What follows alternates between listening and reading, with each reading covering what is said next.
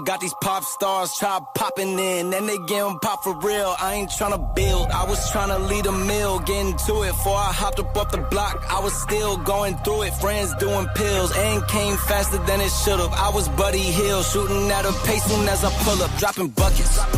Hey, yeah, like it's nothing. In the kitchen chopping onions.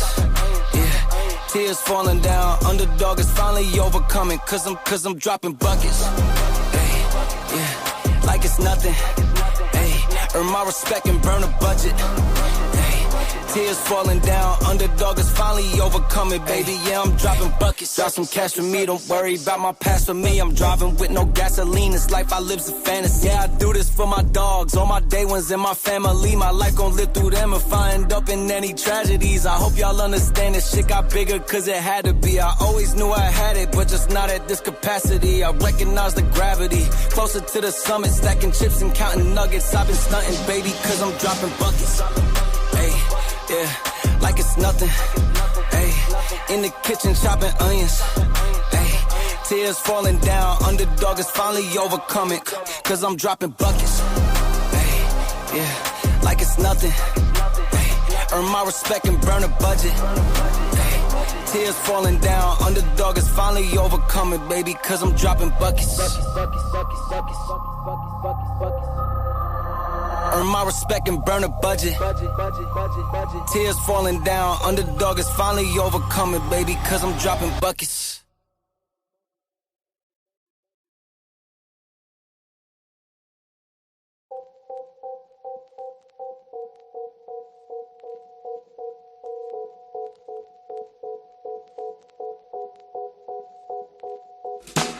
Walk, keep on walking straight. Straight to the hell we made. Why always a wall, babe, when we wanna come closer? Don't tell a million lies.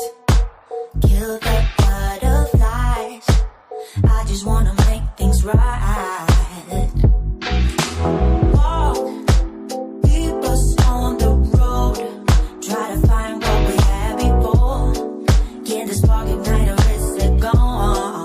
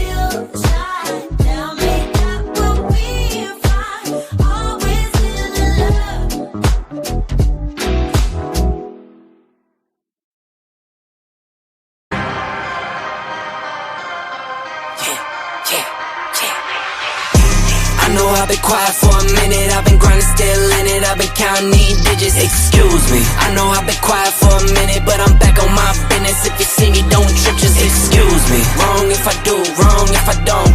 That's why I do me no matter what, so excuse me. Lie if I do, lie if I don't. The proof is in the story, take a seat and excuse me. The crash came when the cash came. Spend it before you get it like those rookies all on draft day. For the love like it's match game. Hit the ground running, really do it for my last name. They act different when the facts change. I'm not with the tip for tag games. In my own league, I don't chase game.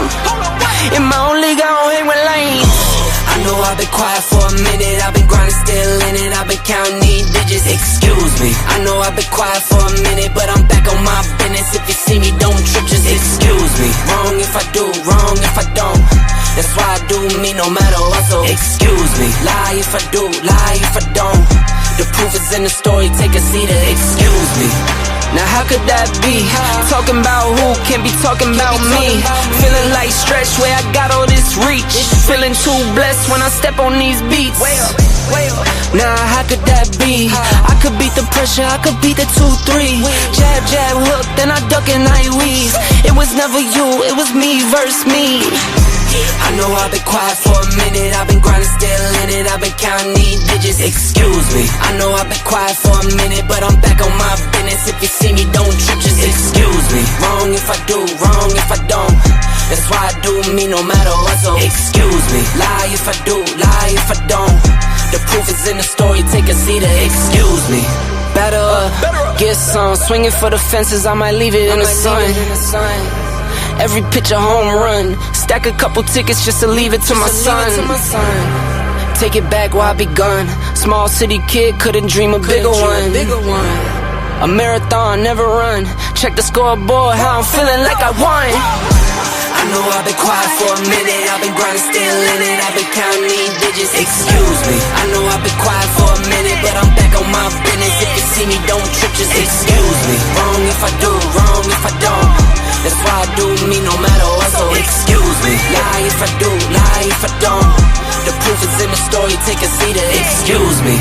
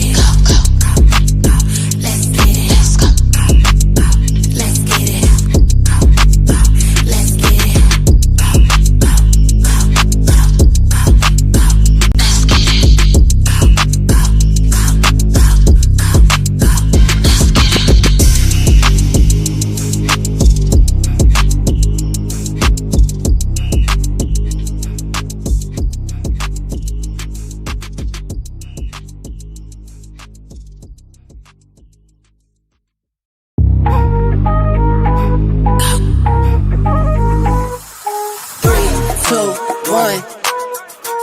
Anywhere I'm at, turn the city up. I could flip a dollar to $1 million. I don't like to brag, but I'm really on 3, 2, 1. Anywhere I'm at, turn the city up. 3, 2, 1.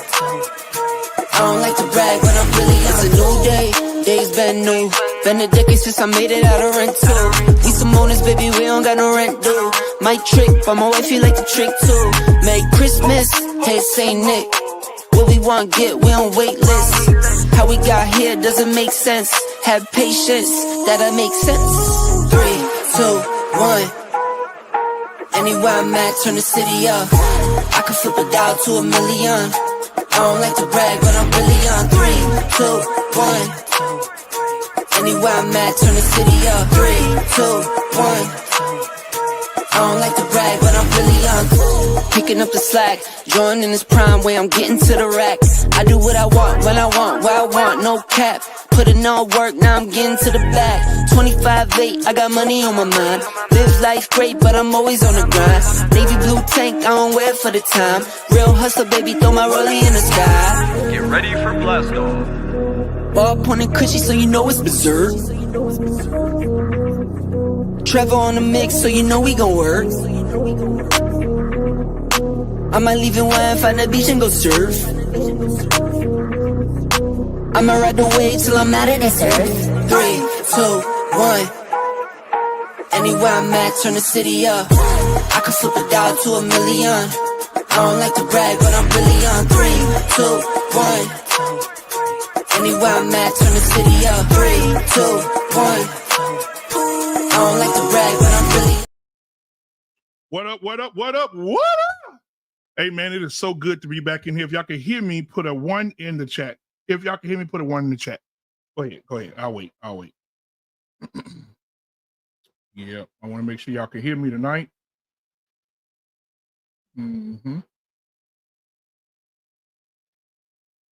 There we go. Good to see you, Lumedi. Good to see you guys, man. I'm gonna get to you guys in a second. But guys, welcome to the show, man. It is so good to be here tonight, man. I am honeymoon happy and peacock proud to be with you guys on tonight. Listen, we're about to flip some tables tonight. Yeah. Me and the guys are about to flip some tables tonight. So welcome to the Black Men Unfiltered Network, where we as Black men create content for Black men. And we want to make sure that we stand in the corner. We want to make sure we stand firm for our brothers and our sisters who support us from the chat. We thank you as well. But I want to get to the chat real quick, and then we'll get to everything else. Let's see who we got in here tonight. We got Catelia in the building tonight. All right. What's up, sweetie? Dropping buckets. She loves that song. Milani is in the building tonight, ladies and gentlemen. Joshua Jones is in the building tonight, all the way from the other side of the world. We appreciate you being here, man. He said, the mind of a Black man. I'm curious what could be different from men of other races. Yeah, that's a good question, sir. I'm glad that you asked it. We're going to get to it. All right. Curtis Moore, thank you for being here tonight, bud. Good to see you. Almanize what's going on. Let's see who else we got. We got Champ Talk Reactions in the building. Champ, hey, listen, man, for the fellas out there who wants to get on the panel tonight to talk about this subject, I do have the link at the top of the chat. Listen, we believe here at the Black Men Unfiltered Network that if you want to stand on business, talk business, and be about your business, turn your camera on, because that's the only way you'll be able to express yourself, because expression should be seen and also heard. All right, so thank you for being here tonight. Champ, if you want to come up, you can, brother. Let's see here. Who else we got in here? The Objectivist in the Building podcast with balls. Is in the building. Miss Hink is in the building tonight. That's my girl. What's going on, Miss Hink? That's what I like to see, that name, Mrs. Hink. Yes, indeed.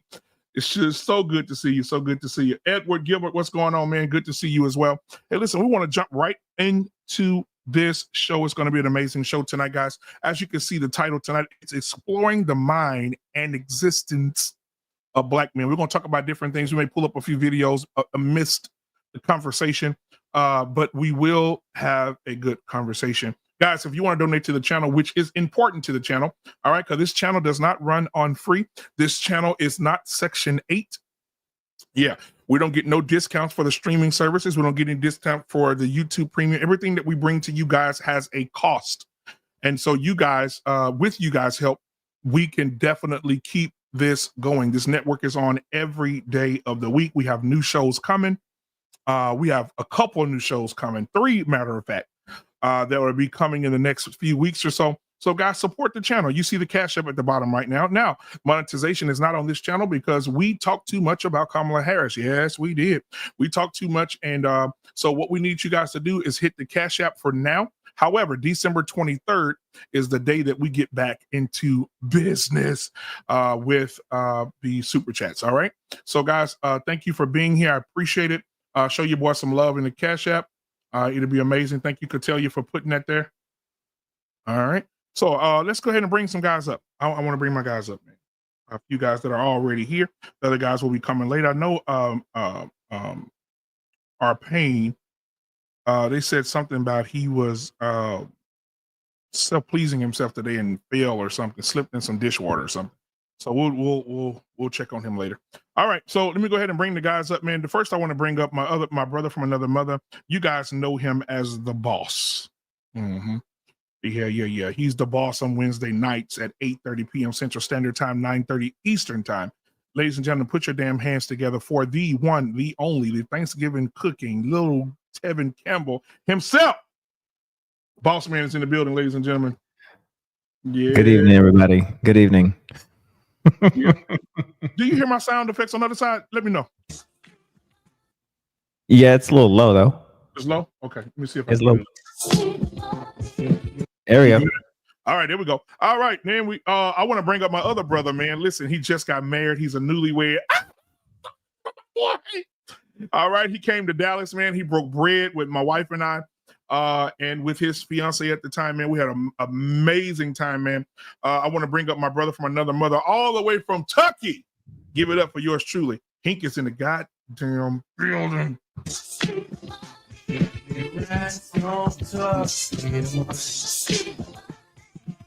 What's going on, Hink? How you doing, my brother? What's going on, big brother? Hopefully all is well with you. Oh, yeah, man. Good to see you, brother. Always, man. Always, man. I like what you did with the room, brother. I like what you did with the man cave out. Yeah. I see Chucky showing out up there. All right, man. Last but not least, man, another bald head journeyman. JT is in the damn building tonight, ladies and gentlemen. Man, listen, if y'all don't know JT is old school. He was in the military. He was in the military, but also on the side, he used to be a funeral home director. And he also I'm kind of wrote down here. He was a stripper as well. So JT is in the building tonight, ladies and gentlemen. Put your hands together for JT. What's going on, JT? All right, man. I think he's shaving his cat. The next person I want to bring up, man. Listen, guys, you know this man. He's one of the most influential speakers on YouTube, man. Listen, you got to listen to this guy because he says things like this. The toughest things any man has ever done is turn down a nice piece of willing, steaming ass piece of pussy. Jesus. Ladies and gentlemen, put your hands together for our Payne. Hey, good evening, gentlemen. Good evening. Good evening. What's going on, our Payne, man? It's good to see you, man. Brother, you know, I wanted to get you guys, check on you guys, how you doing, man. I want to start with Hink first. I hadn't seen you in a while. Hink, man, you know, how are you and the wife, brother? I mean, the newlyweds, man. I know y'all just enjoying life, brother. It's good, man. I can't complain, brother. It's good. You know, life is good. Trying to get my other house, get ready for sale. So just getting that thing together. That's about it. Yeah. Living You gonna life. miss it? Well, let's You gonna get miss ready the old for house? holiday. You gonna miss the old house? No, I'm not gonna miss my damn neighbors. Oh, how your new neighbors, brother? Oh well. You know, let me say this real fast. Let me say this. You know, I'm those type man. I don't like somebody parking in front of my goddamn driveway if they're not in my house. And so for some reason, my neighbor has a lot of cars in her driveway, so they feel like the need to use in front of my house is another parking space. So I don't know if she's too fond of me because I had to say something to her. But I don't give a damn. Don't park in front of my goddamn house. Wait, hold on, Heat. What did she say to you, Heat, when you told her? What'd she say? Look, the thing about it, she wasn't even there. I thought it was her. I never seen her heifer before. It was a goddamn cleaning lady. Well, I said, I don't give a damn who it is. Y'all need to move his goddamn car. This ain't our house. It's my house. So you need to park in front of our house. I'm parking on goddamn grass. Oh. Hey, ladies and gentlemen, I got one more person. Hold on 1 second, our pain. Ladies and gentlemen, for your viewing pleasure, the comedian, one of the best of all time, is in the building tonight. He tells it like it is with a little laughter. Ladies and gentlemen, put your damn hands together for my boy, Jeff. He's in the building, ladies and gentlemen.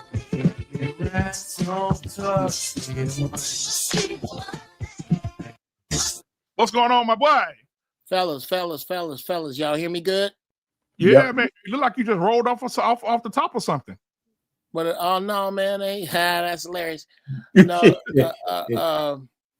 I'm at my brother's house. I'm in the Chicago suburb right now. And condolences to you, my brother. He lost his father, guys. So sorry to hear that. Yeah, man. So condolences to you, man, and man. Much love to you, brother. Cool. Thank you, man. Yeah, that was my daddy, or that's what they said anyway. So I got to go with this one. Boy, that's what they said. That's what they tell me. That's what they tell me. You know, I was born before DNA, so ain't no telling. Stay on my mama business. What's happening? So, hey, man, I appreciate you for being here, man. So, Jeff, thank you for being here. Our pain, man, how are you doing? How's the family over there, man? I know you had slipped and fell today. Somebody sent me a message, said you had slipped and fell in some dishwater after you had when you were self-pleasing. So what's going on? Yeah, nah, man, I haven't had that much fun self-pleasing in a long time. So you're doing it wrong. I must be doing it wrong and shit. Golly, that shit sounds pretty exciting. But nah, man, I'm cool, man. You know, it's another day. Hanging in there. All right, man. Awesome. JT, what's going on, man? How you doing today, brother? What's poppin', man? Is my mic good? Does my mic man. sound nice? Sound like you from Detroit. You see it? Y'all see it, boy. I see it. You see hey, it? man, I need to give me one of them hats, man. We can hear you jacket too. Your mic is real good. I seen you one. This a fitted now. This is what the old school do. This a fitted. You want a fitted or you want one? That's snapback. Yeah, that's a fitted. Snapback is what you get for your stepkids. Oh shit! What size you wear? Would you wear about 11 and a half? Yeah, that motherfucker gonna have to be big, boy. These locks ain't gonna allow me to do shit. You know what? You give me a beanie. I'd rather do the beanie than the hat. So yeah, a beanie. I got you. Yep. Send me your address, homie. I got you. I appreciate you, brother. Most definitely. Boss man. Hey man, I heard you cook Thanksgiving food, man. Michelle and Barack came over to the house, and Kamala Harris and her slave master came over, and y'all had a good old time. What happened over there on Thanksgiving? I don't know if it was that presidential, but a lot of people came over, and yes, I cooked for about 2.5 days. Yes, it was a lot of cooking. Kamala came over. Did you cook any crow? No, and I did not make any. I did not make any of my greens in the tub. So yes, and I put garlic in there too. Kamala like greens with ass butter in them. Yeah, for Monday. So that ass butter to be in the tub when you don't wash it right, it look like oatmeal. She like that in her greens. Man. Mixed with Epsom salt. Right. I think she lost the election right when she said that shit. That's yeah, man. I do want to say this to you guys, man. Thank you for being here. I want to start the show out with something, man. Normally we do a video, but I want to have a conversation. Boss Man and I had a difference of opinion on the Sunday night show with Mr. Bennett and Peter. And we were discussing men being stepfathers. And we were talking about the man's right to discipline a child that is not his. And so I want to start the conversation by going into that conversation. We'll start with Hink. Hink, you're married, but your ex-wife meets another guy, and you have a teenage son, and your son calls you and says, "Dad, man, you got to get over here." And you get over there, and the man, he's punched your son in the chest, and he says to you, "I punched him in the chest because he was smoking weed, and this is my house, and I'll do it again." What is your response, Hink? Yeah, my son's coming with me. We're gonna file a lawsuit. Well, what about your ex-wife? Are you gonna discuss anything with her? No, she's already dead wrong for allowing it to happen. Ain't nothing to talk about. So you're gonna tell her? What we gonna talk? What we gonna talk about? So he I'm tells gonna you tell he- him about the goddamn husband to jail. Yeah. So he So I'ma tells you, tell Hank, him. this is my house. You say you put your hands on my son? Yeah, I put my hands on your son. I caught him smoking weed. This is my house. And if I want to do it, I'll do it again. Yeah, look, I don't want to go to jail myself, so I don't want to be joining him in jail. So yeah, I'm gonna get on up out of him. Tell my son, let's go, get all your shit, let's go. Yeah, but I still got to address that weed thing because that still got to be addressed anyway, regardless. Yeah. But at the same time, I don't. It's never a reason to put your hands on him like that. Not when his mother could call me and I could do all that. Absolutely. Jeff, what are your jobs? Pushed him first. He pushed him first. How about him pushing him first? Well, that scenario would never happen. My son wouldn't punch a person first. Not no grown man anyway. Now, maybe another kid, but not no grown man. But if the scenario was he punched first, and I can't be mad if the guy hit him back. I can't. Because I do the same thing. I don't care if you're 9 or 99. I'm going to forget how old you are if you put your hands on me. I'm going to forget because I take you as a threat and I'm going to treat you as such. And so I'll just go. So I ain't going to fault him if my son had put his hands on him. Yeah, he had every right to defend himself. Now I'm going to correct my son. I'm going to say, that's what your ass get. Let's go. Because I'm pulling him up out the situation. Because, his mother should at least try to intervene somehow. And if she doesn't, then, shame on her stanky ass. But yeah, he got to come with me. He won't reside over her no more. Man, okay. All right, Jeff, what are your thoughts? Number one, how good was the weed? No, I'm playing. First, the issue is if my son is living in a home with my ex and her man, the very first thing that needs to happen is me and that man need to sit down, A, by ourselves, B, with my son, and then C, the three of us with my ex, and come to the agreement that if anything physical need to happen, you need to pick up the phone. That's my gig. Second, there is no grace on that.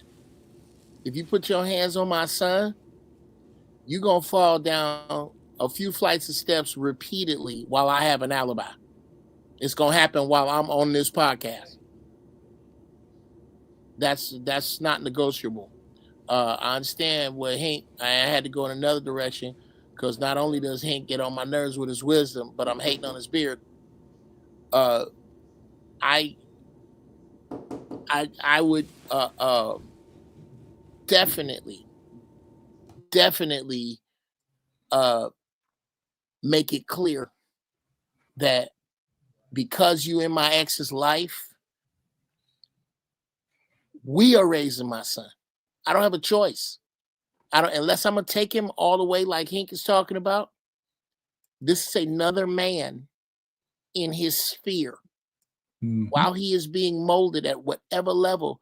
Of course, the tree gets harder as the sapling grows older, but there's no way around the fact that this man is helping me raise his child. So we're gonna have to come to an understanding, unless she is with some unhinged fool, at which point I'm gonna find that out either at the first meeting or the lack of acceptance of the first meeting. If this dude can't understand that, look, I'm not putting the pipe to this woman no more. I don't play them games. It's too much cooter out there. So I'm level-headed. I don't want your woman like that. That's your woman. Them your headaches. You can anything I'm done with, you can have. If I eat chicken, all them bones I'm done with, you can make all the soup you like. I'm through with that. But we gonna figure this. I'm not gonna be naive enough or unfair enough to say that a man that's in her life on her side doesn't have a say in my son's life if he lives in his house. But you have absolutely no right to put your hands on my son. And no need, because I'm right down the street. All right. R-Pain? Well, hold on for a second. I don't know how to even answer this question because I'm not in that situation. But I wouldn't allow that either. I mean, but the point really would be that we would have to have the conversation and get those ground rules straightened up.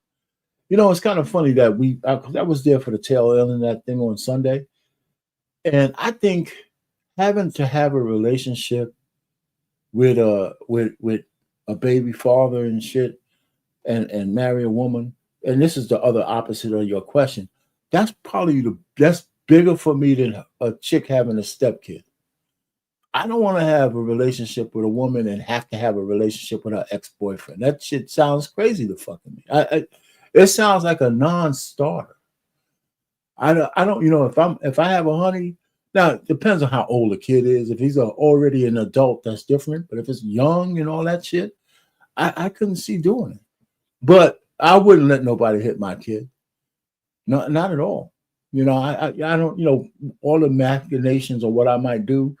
Well, I know we would have to have that conversation before, you know, she would took my son and stuff, but it would be a non-starter. I can't see nobody else hit my kid. Not at all. You know, so I don't know who would agree with that.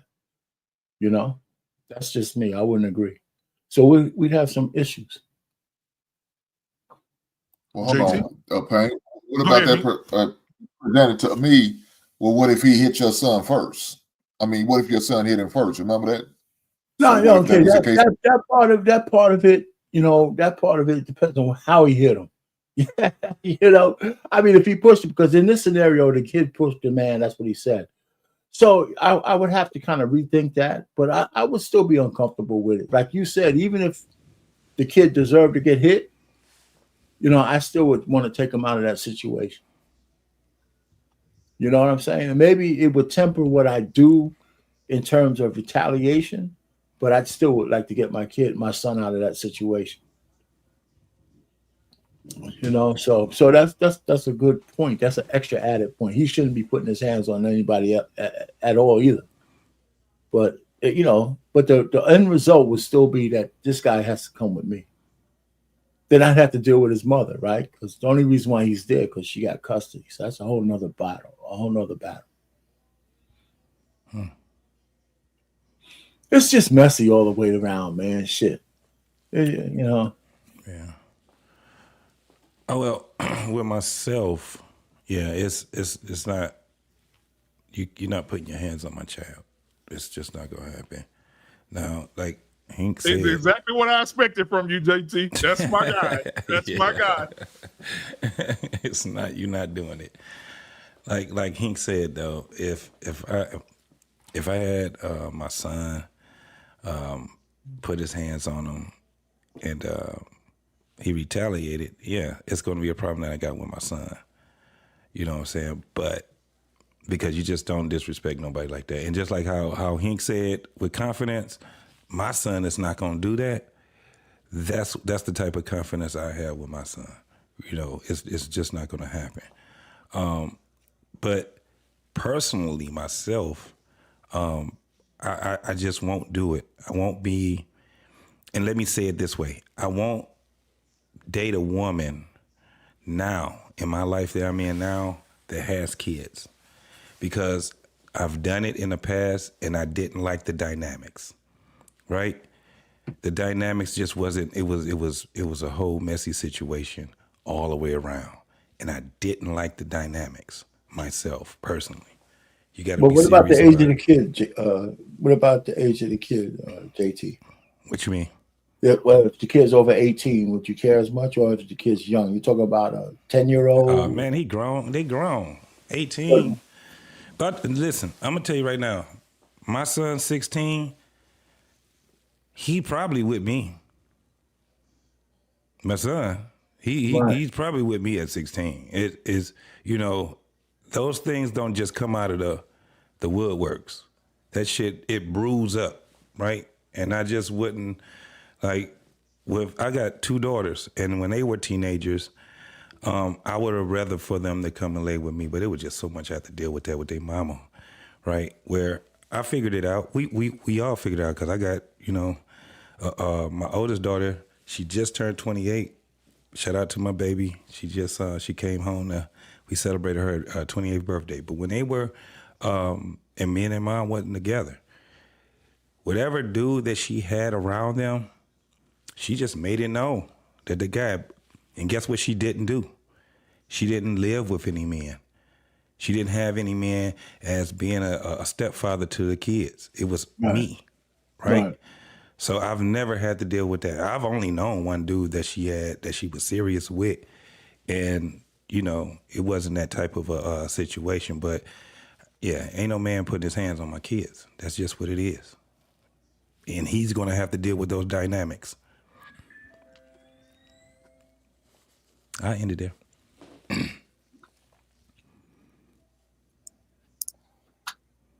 I just want to let that breathe, because I agree completely with JT. But I want to get Boss Man in here. But before we get Boss Man in here, I want to show y'all the video that we were talking about, because I think it'll bring more to it. We got to make sure we listen, because this came from a movie. But I want y'all to watch it, and here it is. Context. I think everybody's answer would change seeing the scenario. But we'll let Boss Man go first on this one. Boss Man, do you agree or disagree? And who do you agree and disagree with in the scene? My damn blood pressure is high. Man.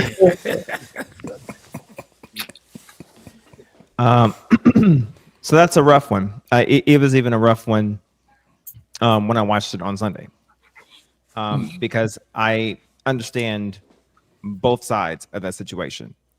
So let's break it down. From the step parents' position, I agree with him relative to the principle. Do I agree to the obvious abuse that resulted in it? No. But do I agree with the principle? Yes. Do I understand the father's aspect, the biological's perspective of it? Yes, I do. But ultimately speaking, where is the child in his house? So ultimately speaking, I do agree a little bit more with the step parent. And oh hell no! And here's ultimately the reason why. So looking at it contextually here speaking, the father, where he was at the point in time, as far as he just coming out of the institution, so just coming out of him being incarcerated. Okay, so more than likely, from the context of it, more than likely he's been away from some point in time. So on a legal aspect of it, no, he doesn't actually have a heck of a whole lot of say on a legal aspect, but on a familial aspect of it, he does, right? So he does have sway, he does have a say, he does have influence, and he does have a right to stand in defense of his son, especially if his son's being abused. Does that make sense? So I do understand the concept of, this is my house, I have rules, I have established, this is what's happening. Now, in that moment, what was happening there is the father basically lost his temper because of being taunted. And in that moment, he had no room to be taunted in that moment because of, yes, being on probation, sure, yes. And then 2, he was purposely being taunted to be put out of the way. The best thing to do in that case was to keep your cool, to get his son out of the situation. And yes, if he's being abused, which in that case he was, then yes, to get his son out of that situation. In this case, his response to it just made the situation worse. But oh, go ahead. But the overall principle of the matter is that yes, his son is in this man's house under this man's rule, and the overall principle of discipline is yes under this man's purview. Because the overall question that I like to ask everybody, and this probably is rhetorical, but here we go, is if a kid is in your home, and think of it like this, and this is probably the reason why most men do not want to be in a situation where they have to be step parents. Because the concept is that no man is going to put their hands on their child, period. This is predominantly and vociferously what I've heard from mostly everybody, right? Okay, then flip the tables. The concept here is that if you were a step parent, the concept is that you would ultimately mind that same rule if you were a step parent. That means that if you were dealing with another man's child, that means that you would want to or be required to then go and ask another man to deal with the disrespectful, unruly, untamely child that's living in your house, in your home. So therefore you don't have control over the kids that are in your house, essentially. So you have an unruly kid in your house and say, hey, you want me to call your father? Is that how you want that to actually happen? Because essentially what you're saying here is that tables turned, you have no control, no ability to discipline, especially if things get to a certain point where a child is putting their hands on you or deciding to buck up at you in that moment, essentially is what I'm hearing. Now, I'm not saying that it should actually ever lead to a point where it's bruising a kid's chest. That's not what I'm suggesting. However, the other point of it is that if a 13-year-old decides to sniff himself and decides to want to try to show you exactly how tall he is, he's liable to be shown how short he really truly is, and quick and fast and in a hurry. Are y'all telling me that y'all would rather get on the phone and call this boy's father and say, I'm gonna call your father, boy? Is that how that's gonna work? No. But in this scenario, he said the reason that my son pushed you is because he provoked him. He antagonized the boy. He said, you are nothing but a piece of shit, basically. You're a piece of dirt, right? Okay. So the boy pushed him like, hey, man, you finna talk to me crazy? Great. Now, what does that teach boys? Is that someone says some off-kilter shit to you, and that the next thing that comes out of your mouth, it ain't like you call him an N-word. Well, hold on. So someone says some off-kilter shit to you, and then all of a sudden that is grounds to come off and just no. You're gonna deal with disrespect someone the way, but you got to remember the first principle that Uncle Jeff had put out there was first and foremost, before you do anything, you got to have a conversation with that boy's father. True. So so this is the thing. You have to get some things established.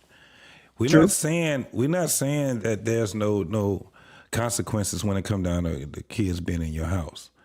Like I said, I've dealt with that before, and I've disciplined the kids without putting my hands on them. Right? True.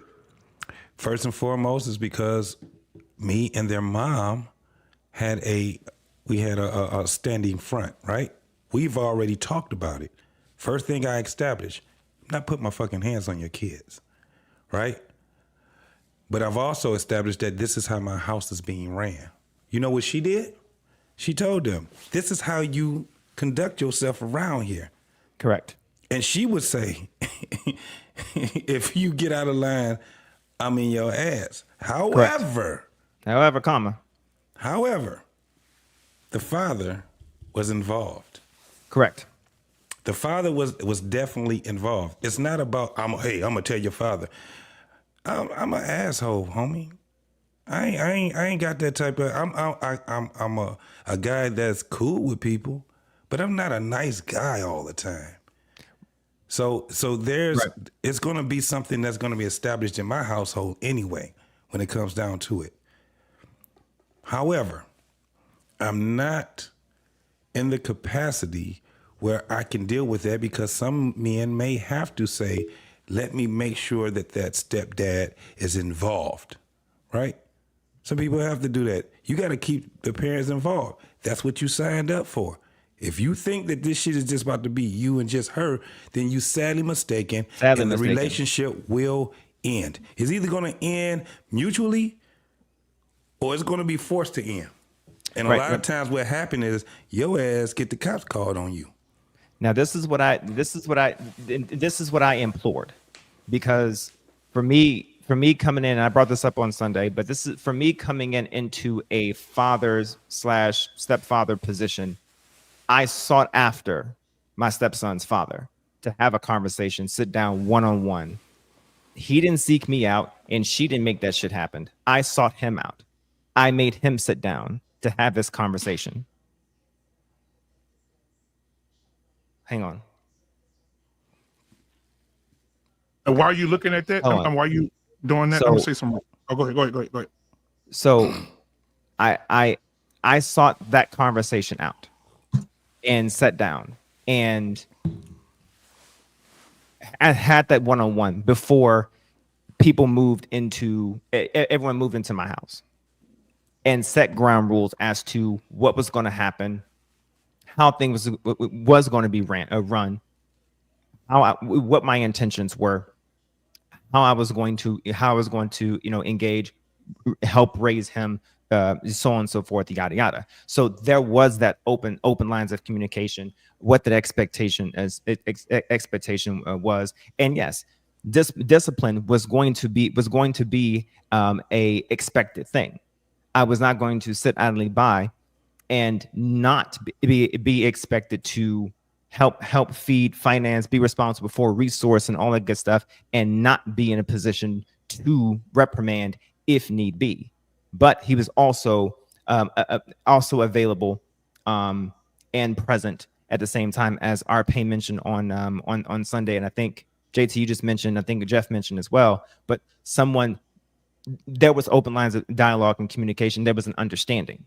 So yes, I wasn't about being in a situation of not having that communication, not seeking him out, but I wasn't also going to be in a situation where I wasn't going to be able to have control in my house, utter control in my house with my then fiance, but then 2 children at the same time as well. Okay. What I said the other night was simple.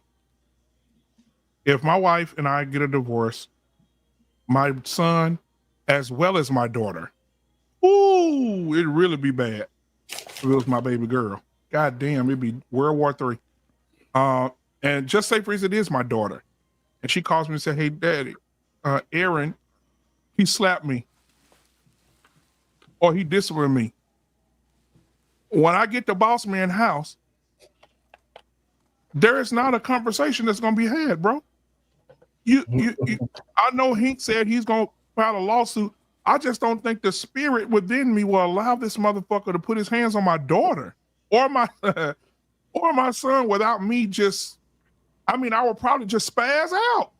Like I just don't, because I'm not going to do it and catch my son out. My son, that's my son. But I'm gonna tell you something, man. You got to watch these step parents, because sometimes they won't discipline. Sometimes we know exactly how to hit your child. Pow! Get back, Nick. You know what I'm saying? But sometimes these other parents that don't have a connection with the child, or if they're not their child, you don't know how far they'll go. They'll give 100% of that punch when we only give 40% and try to knock his ass out. You see what I'm saying? So you have to be conscious on who the step parent is. They may not even like your child and may use that shit just to get back at your child. You know what I mean? So you got to be mindful. It'd be real bad if it was. I just couldn't even stand it. Hey, so listen. So real quick, I don't have to long soliloquy, right? I've dealt with a couple of relationships with baby mamas before, and it could never get past just I want to say it was more than recreational use because I like the ladies, but I couldn't see a path forward, to a marriage. I just couldn't see it. I mean, there's just no way I see any benefit of having to have a relationship with somebody who JT, was I'll be right back. banging. I'll be real quick, banging out my ex. It's just crazy. I think the relationship is crazy. So I mean, of course, you want to be an adult about it and all that kind of stuff, but there's all kinds those connections and those access that the man has to your woman, especially if the kids are young.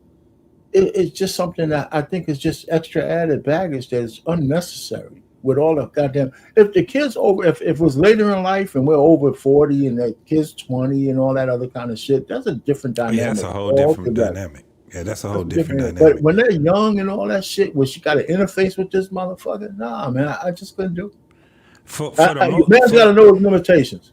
Yeah, for the most part, though, that's where you will understand the type of woman you're dealing with. First and foremost, there's not a lot of women that's going to just have their kids. Well, I take that back. There are. Let me say it this way. The women that will have their kids all up under you and knowing that you are a stranger to their kids, they have no decorum at all. Dude, that's elevated for to the most JT. part, Elevated to a woman, a good, even if she's a good woman and understands those dynamics. That's too much for me. No. What I'm saying is this: when you're dating a woman, because what you were saying was that they were recreational use, right? It was I'm just dating her. That's the first part, but I'm talking about that's what I'm saying. That's all I'm speaking to. Those were good women, right? No, I'm not saying they weren't just. I didn't say they were just I like those ladies, but I couldn't get any further. Right. So it still goes to what I'm saying. Okay, go ahead. I'm sorry. It still goes to what I'm saying. You're not. Yeah. The thing is that you shouldn't want to meet her kids at that time, and she shouldn't want you to meet her kids at that time. You have to be able to compartmentalize that. Okay, when y'all dating. It's sometimes that you will date a woman that'll say, listen, my kids will be gone this weekend. We can hang out. You can't just be coming over there to their house willy-nilly, right? You don't want to be able to see that because, again, these are dynamics that you have to be aware about, and you have to put the kids in the forefront. So at the end of the day, if you like that woman and you dealing with that woman, the thing is that you date her, but you do not put yourself as an availability to her kids until you guys find out that you're on that level where you're trying to take it a little bit further. That's all I'm saying. What happens is that you have a bunch of grown ass people that's going to tell you about their history with their mama, and what they're going to tell you is, I seen this nigga in the house, I saw that nigga in the house, I saw that nigga in the house, and they have animosity towards their mama because the nigga ain't there no more. He 10 niggas ago, right? And they are grown now, and they say this. So now you have a different generation of women and a different generation of men. The ones that actually seen that shit happen and seen how that shit went down, normally they'd be like, okay, we can kick it. But my kids, that's off limits right now. And then you guys go that route. That's all I'm saying. Well, that's actually a great gauge of the woman you with. You meet her kids too fast, you know where her head is. Yep. Number two, like I said, and to push back a little bit on what you're saying, Arpain, because I know very few, but I know them, couples that raise their kids this way, where, in my opinion, the second best thing for a child growing up before two stable parents. I know you're going to say 4 stable parents. Yeah, I know where you're going to go. The second best thing is where, okay, look, this about this. If we are really stable, if we are stable-minded black people, we understand the importance of raising this boy or raising this girl. So what this young man has to understand is that there is 4 of us here. When you grounded over here, you grounded over there. Because we are about this. So if I find marijuana in my stepson's bag, it goes like this. Yo, Chuck Sr., check out what I found with Chuck Jr. Mm-hmm. How we gonna handle this? Should it be us bring the women in and the 4 of us come down on his ass like a bag of bricks? Or should it be just me and you? What do you think we should do here? Chuck Jr. is grounded. Chuck Jr. is grounded. He can't touch a damn thing. I'm hollering at you about it. What do you think we should do to handle this problem? And then, if Chuck Sr. say, you know what, bruh, you right, I'll be there in 20 minutes or tomorrow or whatever, because it is a priority to Chuck Sr., and Chuck Sr. is that dude, and Chuck Sr. understand that the last thing I want is to be in his woman's pants. I want to be in my son's life, and that me and my woman have moved on. That ain't none of that. It's 4 responsible adults dealing with this. Then you're on a different I agree with you. But I agree mostly the reason why you can't get there is because usually Chuck Sr.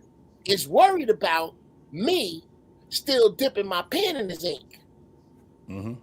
Because we not clear, we haven't been mature adults. Or my ex, most times, the last thing your ex want to see you is happy. She don't want you back. She just don't want you happy. So she got all that shit working. Right. And that precipitation makes it hard to raise Chuck Jr. But in a perfect, and I've seen this world. Yeah, it works in some cases. I can see that. I mean, maybe in a lot of cases, but it's not. You just got to have your heads on straight, and all 4 of the parents or whatever have to have that. And in our world right now, when 2 people can't even hook up and call it a good relationship, that shit when it's a foursome, oh my goodness. Yeah. You know? You got anything to add to this, brother? Yeah. Well, look, as far as that clip that we watching, man, that dude set him up, man, and he fell for the okie doke. He fell for the okie doke, man, and that shame on that father for falling for him. Because he was setting you up the whole time. When he brought up the situation, talking about, I don't think your probation would like that. You know what I'm saying? Right then and there, you should have said, oh, shit. These dudes, he going to call the people on me. Or he going to try to set me up. Yeah. Let me go and get my son and get on up out here. Don't worry about getting no clothes. Whatever you got on, we'll deal with it. And I'll go to the store and buy you some new drawers. And we'll go from there. We'll come when cooler heads prevail. When that motherfucker's not here, you know what I'm saying? I'm sure the boy got a key. We'll come over tomorrow. Matter of fact, you might not go to school tomorrow because we got to get some things and get on up through. Yeah, he was trying to set you up the whole time. So he got to be smart, especially when you got a rap sheet that you're trying to stay clear of. You on probation. When you're on probation, you got to do certain. Look, you might have to. Grin and bear it and keep it moving in order to stay out of the from behind that glass. Because one thing you don't want your son to do is come see your ass behind the glass. I'm sure he had enough of that when he was growing up. I can see you right now, Hank. I can see you right now, Hank. You just would have laughed at him, like, really, nigga. Well, listen, go get your clothes, man. If whatever you ain't got, let's get the fuck on. And Chuck Jr. mama ain't shit. Yep. Chuck Jr.'s mama ain't shit. I knew exactly. I seen the play he was trying to make, and so now I gotta be smart with him. Yeah, it is. I can't let this white boy outsmart me. I know I'm a dumbass criminal. I did some dumb shit. But I ain't gonna be a fool again. I want my freedom. I want to remain free. Well, okay. We got to get back to Chuck to this boy's mama. Because what this boy's mama is condoning is the man she chose belittling her son's father. She's condoning the setup. It would have already been bad anyway because he's a white man. Her son too. He's a white man. And her son. In real life, in real life, I've been like, this is what you fucking with. I would have looked at her and said, this is what you fucking with. You fucking with your master. You know how I go in real life, dog. Ain't no white man gonna be sitting there talking unless he knows something that we just don't know. Like he knew some old boy didn't know. He was like, your ass is on you on probation, parole, or whatever the fuck it is, and that's what it is right there. Well, but what Boss Man has said, I agree with him.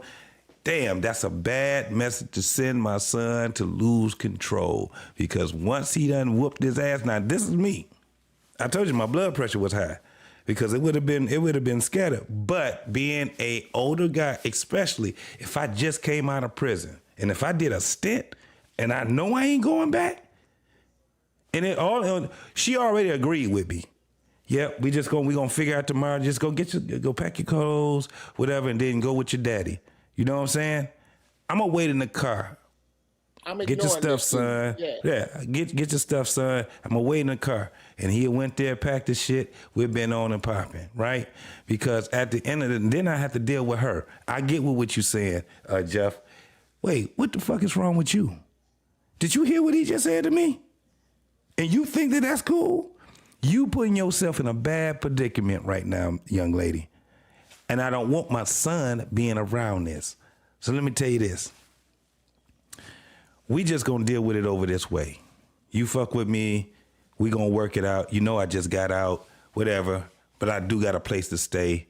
I ain't got much, but I'm gonna need your participation in this right here. Whatever you got going on with that nigga over there, y'all go ahead and y'all handle it, but I'm gonna have my son over here, right? That's one of the things he have to do. The problem is that, is she gonna be that much agreeable? We're missing another problem. Go ahead. A dude that just got out don't have the latitude none of us is talking about. And not if he's a Hebrew Israelite.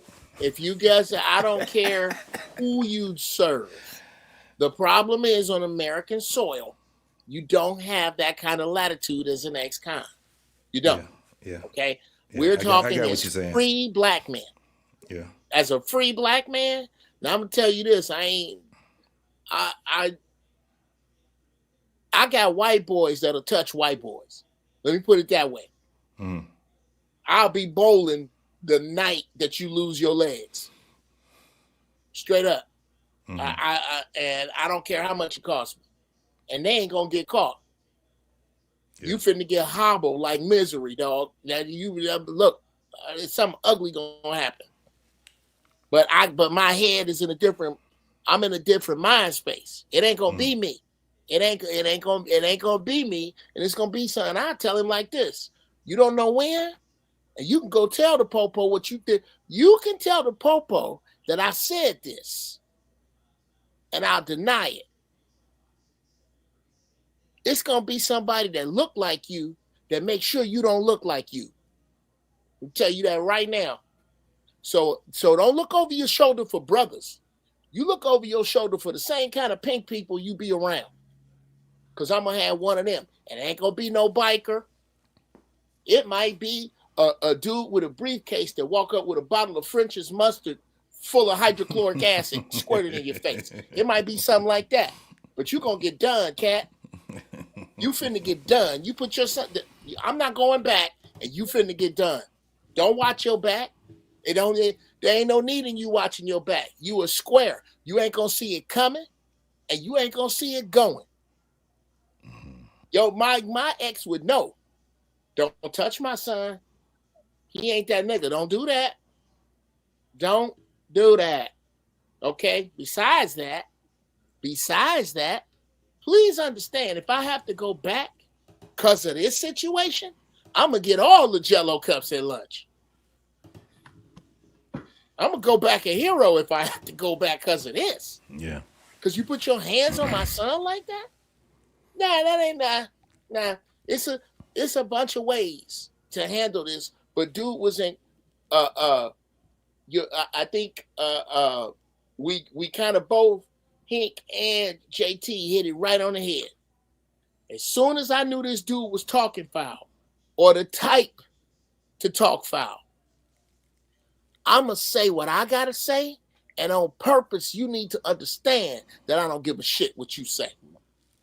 Don't put your hands on my son if you want to keep your hands. Son, go get your shit.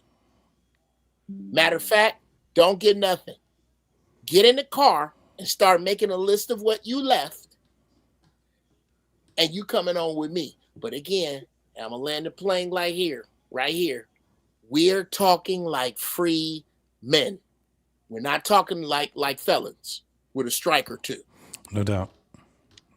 No doubt. That it is a big difference. It's a huge difference too. You know, but yeah, you have to have peace of mind. No doubt about it. Most definitely. All right. Boss man. So now Yeah, I'm gonna throw a wrench in the plan here, because all of us want to come in and say, something happened to ours, and we want to come in and pull the collar, and say, let's pull the situation, because obviously some foul shit's happening, right? And we want to take control and come in, right? Here's the problem. Here's the conundrum. I'm going to assume that she has 100% custody. Now, in that moment, she already agreed that yes, it's a good idea for him to go with you tonight. She already agreed. But let's just say, for instance, in this situation, she disagrees. Legally speaking, there's nothing if you don't have. There you go. Legally speaking, if you don't have any custodial rights, especially to the degree where it tips the scale, You trespass. it really doesn't matter what is going on. You don't have the ability. You are a biological parent, but biology means nothing if you do not have custodial rights. You could be the obligor legally, paying whatever astronomical amount. If you are not custodially written on that court order, there's nothing you can do. And if you do anything, then you can end up, serving some time, or doing having more of a problem than what you're really asking for. There is one thing you could do. There is. You could tell that bitch that if you don't give me my son, I'm calling the cops, and say Sure. this guy abused my son. Now it would come out that he had drugs. I said, do you want that? You either give this motherfucker to me, or we're all going down tonight. Mm-hmm. That's one thing you could do. Facts. No, I disagree. Okay. Here's what happens when you do that, R-Pain. The threat. Okay. No, it's not a threat. You call the cops, and your son winds up in foster care. Oh yeah. You're right. Neither of you are fit. Yep. That's you're what right. happens. Yep. You're right. Okay. Now here's the Well, hard ass. You gotta call your bluff, right? Sentence. Here's the You gotta call your bluff. No, brother. No. If you call the police. No, I would tell her before I call the police, this is what I'm gonna do. So she's gonna have to be as savvy as what you just said, or she might acquiesce. So okay, tonight. She is, brother. She is. She always This is what I'm trying to tell you. Okay. These women have a thermonuclear weapon. No, It is so- a white yeah, man okay, in a so- black robe. This is So if I can't be his father, nobody can. This fucking guy's going to fucking foster care. How about that? okay. What's up, You an gotta play it asshole? smart, R-Pain. You No, can't. I'm just No. saying, He's suppose I'm an bluffing. asshole. He's bluffing. And Right. I understand that. I understand what you're saying. Okay. What But I'm I hear saying, what you're saying too. I do hear what you're saying. here's the toughest sentence in the world. Dear felon father, you should have thought about all this shit before you told your ass. And don't nobody want to say that. Don't nobody want to talk about what made him a felon. Right. And I'm not, this is shout out to those who have made the mistakes and made their way out. But there are consequences to everything you do. I made it to 60 years old without being a felon. There's Right. a way. You didn't. This is part of that. Let me tell you something. This is a big shit sandwich, and everybody got to take a bite. That's your bite. You did that. Whatever you were selling, whoever you shot at, whatever you did, I don't know what that is. I don't know if you're guilty or not. But there was a decision to be made. You made it wrong, and now you here. And now your son got to pay. If you don't like it, you got to go home and look at the dude responsible for that. He in your bathroom. Well, this would be a lesson. No, I'm still with pain.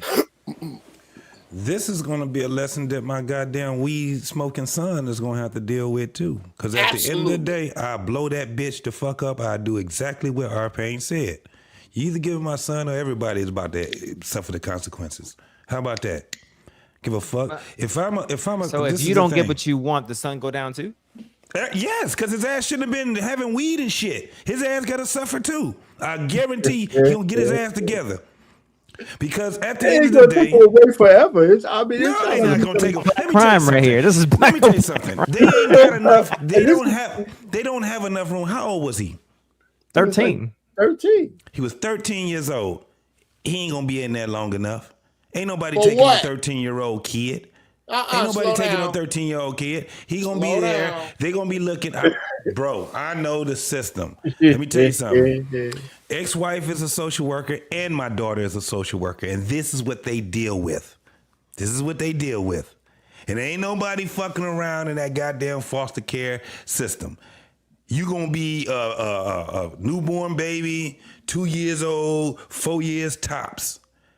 A 13-year-old, there's not.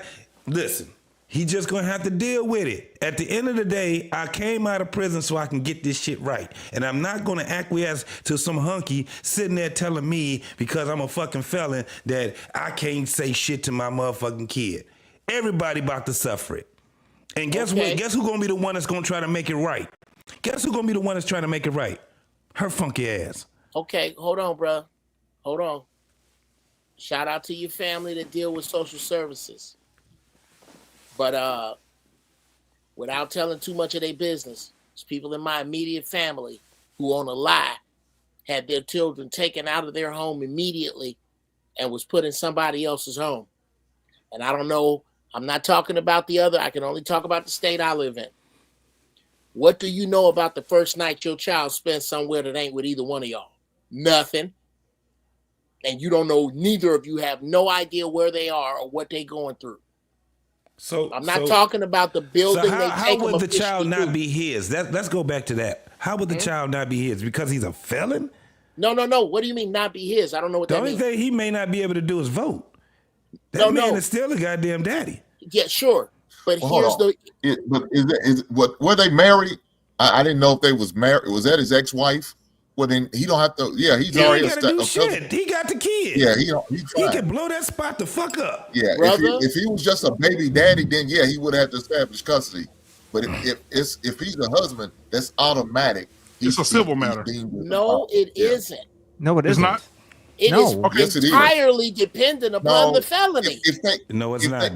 Listen, if they are married, and that's his ex-wife, and those their kids, he's automatically deemed as the father. You don't have to approve of paternity. Okay, Hank, I don't know how we got into proving paternity. You are the father. You are the father. You are the father. You are the DNA father. That dude looked like you made him in your garage. However, you made the mistake of robbing a bank 8 years ago. I said custodial. So okay. So right. So what I'm saying is, even though you are the biological father and biological mother, okay, and you both signed the birth certificate, right? Y'all are married. Y'all both signed the birth certificate, right? Something happens, and the court system comes in and says, okay, for whatever reason, I am assigning one parent 100% custodial parent. It does not matter that something happened to this custodial parent. If that other parent who is biological does not meet whatever the qualifications for that state is, you breaking up, boss man. You done chopped up because God is working on you now. You sit there and said you said something different. You didn't say nothing. You said paternity. Okay. If for whatever reason the court does not bestow upon the other parent that same custodial adjustment, then you don't have that custodial right. That's not 100% true. This is the thing. When you go to court, they will establish both parents 50% parental rights. What they won't do, there are two different things. They will give you joint custody, but they won't give you joint physical custody. That's the difference. You are still the parent, whether you're custodial or not. You're still the parent. You still have joint custody and not joint physical custody. That's the difference. Yes, if you're the custodial parent, the only thing that shit could get changed just like that. You're still the parent. You're still established as that child's parent. That's why they had to make it twice. They had to make it to a point where it says, hey, we give you joint custody, 50-50 joint custody, but not joint physical custody. Two different things. That's the difference. And physical custody makes them the custodian parent. But this is why they would sit back and say, okay, then there's a base that you have, right? What is it? Every other weekend, certain times in the summer, because it's joint custody and not joint physical custody. And you have to be able, and then what they would do is say, do you agree? They're not going to take your rights just flat out like that. Even if you are in prison. Now, they will make concessions. So guess what you got to do? You have to take your ass down to the court and file a motion for whatever it is. That's where it goes different. But because you're not the custodial parent does not mean that you're not the parent, because you still have physical custody. You don't have you still have joint custody. You don't have joint physical custody. That's the difference with the two.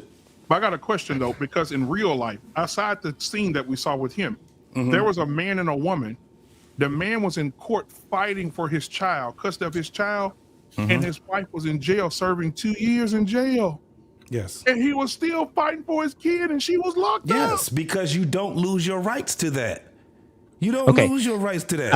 I'm not saying. So whatever stranger is in there, I don't give a damn with my kid. He could be up under your rules. Let me tell you something. Legally, all I got to do is call, just like what old boy just said. I'm going to call the cops. I'm going to call. Matter of fact, if he would have said what he said to me, I'm calling the cops. I'm calling the police. That's abuse right there. And what they're going to do is they're going to take my son out of there. And the first thing they're going to say, is it a place he can go? Yes, he can come with me. Well, who are you, sir? I am his father. They're not about to ask how many bedrooms you got. They're not about to ask, do you got food in the house? They're going to say, okay. Okay. How are you getting lost? How is that even possible? I so vehemently disagree with that. That man has no rule. He has no custody over my kids, period. Right. He don't have any custody over my kids. Let me know when it's my turn. And if he put his hand on my child, he could go to jail. The first person that said it was Hink. Hink said, I'm calling the cops. Guarantee he gonna go to jail. All right, the last comment, we're gonna get it from Uncle Jeff, and then we're gonna move on to the next subject. Uncle Jeff, what is your retort?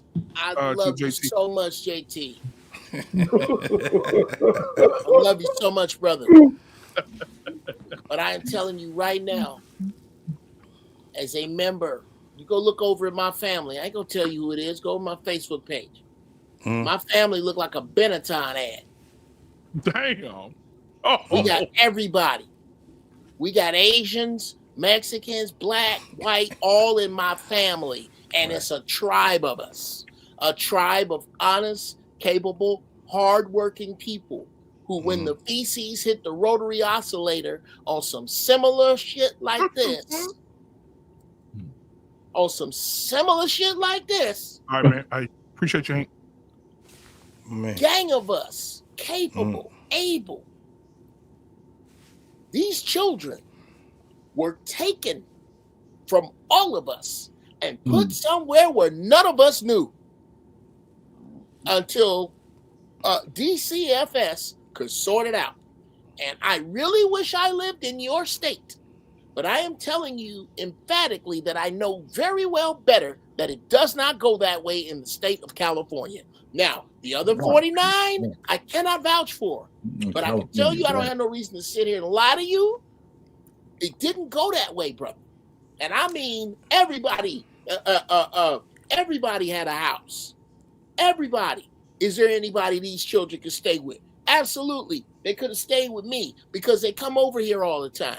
Absolutely. They could have stayed with my cousin. And they said that the father is, but you saying they're saying that the father is unfit because he's a felon? They are saying that the father, the father in this case, which is not the relative of mine, was unfit. How did the cops do that? Because that's a judge call. Physically. What do you mean? What do you mean? How did the cops do that? This is what I mean. Okay, well, let me answer that question.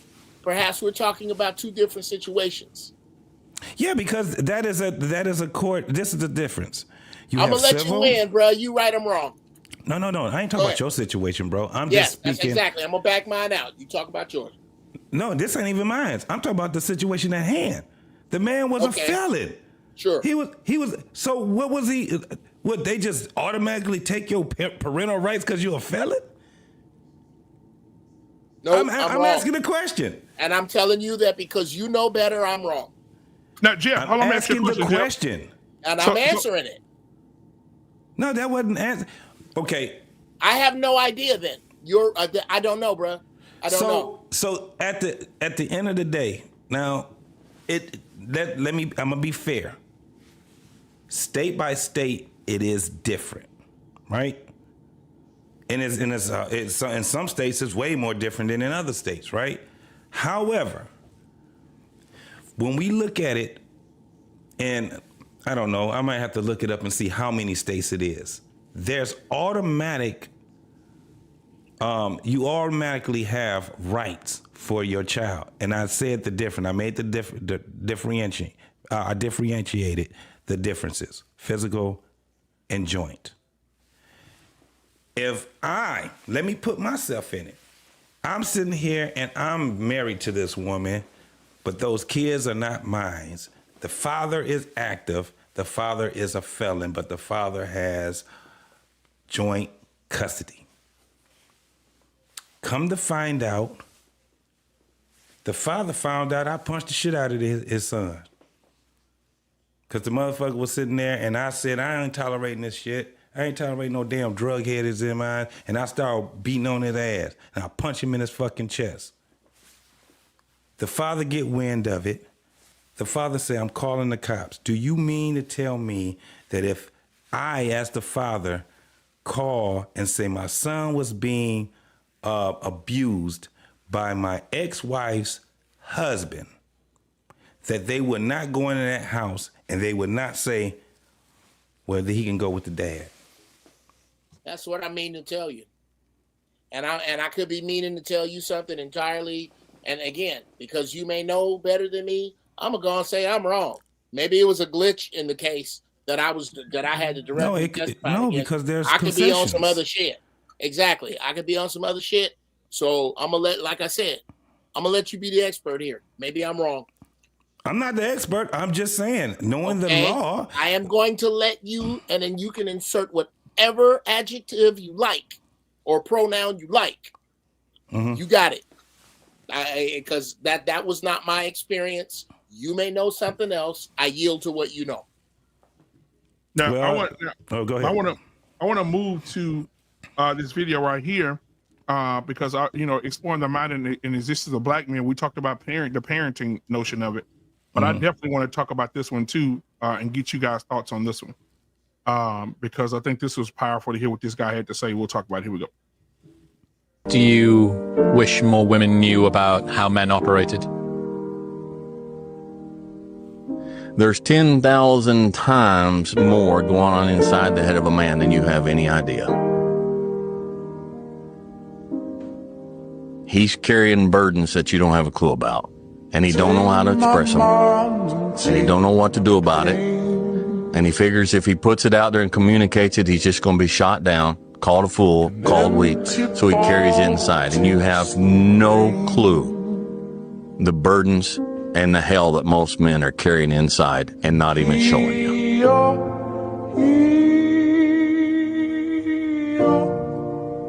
I wish more women understood that.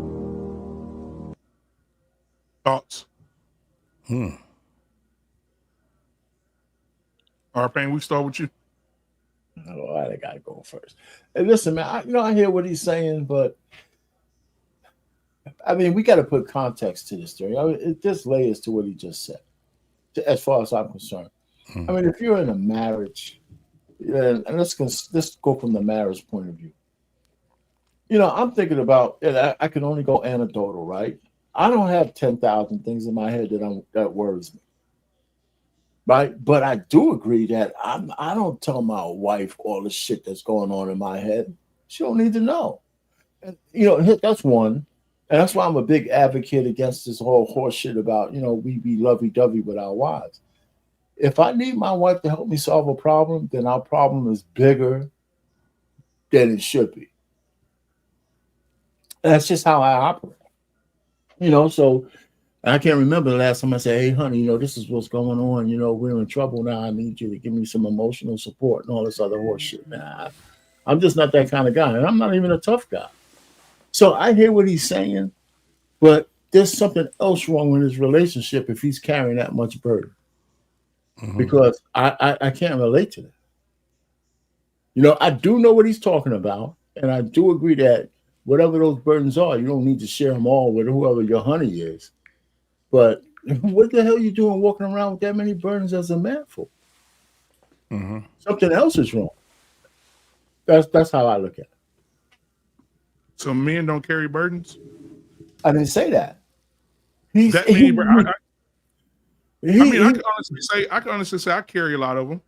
Okay, he said he was using hyperbole to make a point.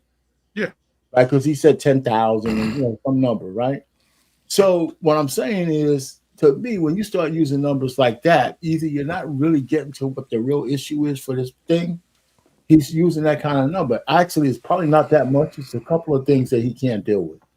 That's a different thing. If I'm being honest, if I was going to a therapist, I'm not using the term 10,000. I'm going to try to tell this asshole exactly what's going on. Now the reason. Okay, so the first time I ever went viral, R-Pain, I went on a podcast called Purple Pill Podcast. I saw that guy before. I went on his podcast, and I had probably over 5 million views now. But I said something that I didn't think that would go viral, and even celebrities were chiming in. I think Damian Lillard from Milwaukee Bucks chimed in, and they were chiming in on the comment. Where's that at? You still have it on your? You have it on your phone? I do. I'll download it in a minute and show it to you. I'll use it tonight for sure. But what I said was, I talked about vulnerability, and I said that men, if you discourage a man in any way when it comes to his vulnerability, you've lost him. And that damn video did over 5 million views. And if you go look at the comments, all you saw in the comments, yeah, bro, I've been married for 3 years, man. I can't tell my wife shit. I can't trust her no more. I told her one thing, she threw the shit back in my face. I can't go to my wife, man. I can't I just carry this shit every day. It's shit I want to talk to my wife about. I can't talk to her at all. I can't, it's like you go through them 20,000, 40,000 fucking comments. Right. They're all saying the same shit, just in different terms. Well, let me, can I say the BMU? So I don't know if you disagree with me or not. Let me just say my reticence is not because I'm worried about her throwing the shit back at me. I just never thought it was a good idea to lay my burdens down on my woman anyway, regardless of what it is. I mean, it's not like I don't share shit with her, but I think of it another way. I'll be real quick. Like if I tell my wife, if I'm boohoo whining and crying about anything, right, and something real comes up, and last night I was just crying on her shoulder, saying, "Oh, honey, I need some emotional fucking support." She's thinking maybe I shouldn't tell him this because this little piss poor motherfucker can't handle it, right? So I don't, I don't share, But if she's thinking like that, if she's thinking like that, she's not your wife. No, if you're telling your wife all the boo-hoo, whining, crying shit, it's not because she women try to protect you. Sometimes they try to protect you from yourself, especially if she thinks you have these emotional issues. Like, for example, and I'm going to exaggerate this. I never came home from my job, no matter how bad it was. Say, hey, what, you made a fucking boss, go reprimand me or some shit. I don't know where it comes from, but I'm very judicious with what I share with my wife if it's a burden that I can handle myself. Let me put it that way.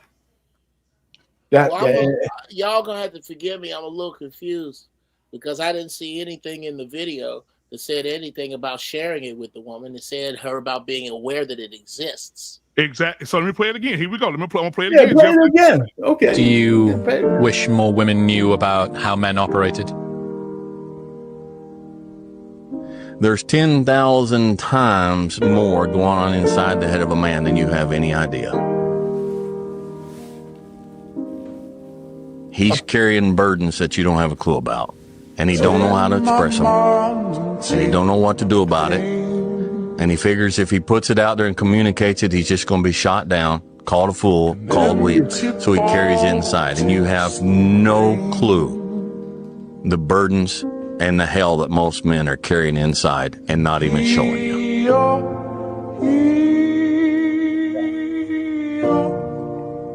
I wish more women understood that. Yeah. So it's more of an understanding than not just you. But listen, he's not taking it to a natural conclusion. So what's he gonna do with all those burdens? Just keep them inside? And if the women did know that, are you saying now I feel comfortable enough to share them? I don't know where's he going? Basically, no. Basically, what he said is most men die with their burdens. Yes. Yep. And that's why I always say this, R-Pain. Most men die when they're 30 and they're buried when they're 80.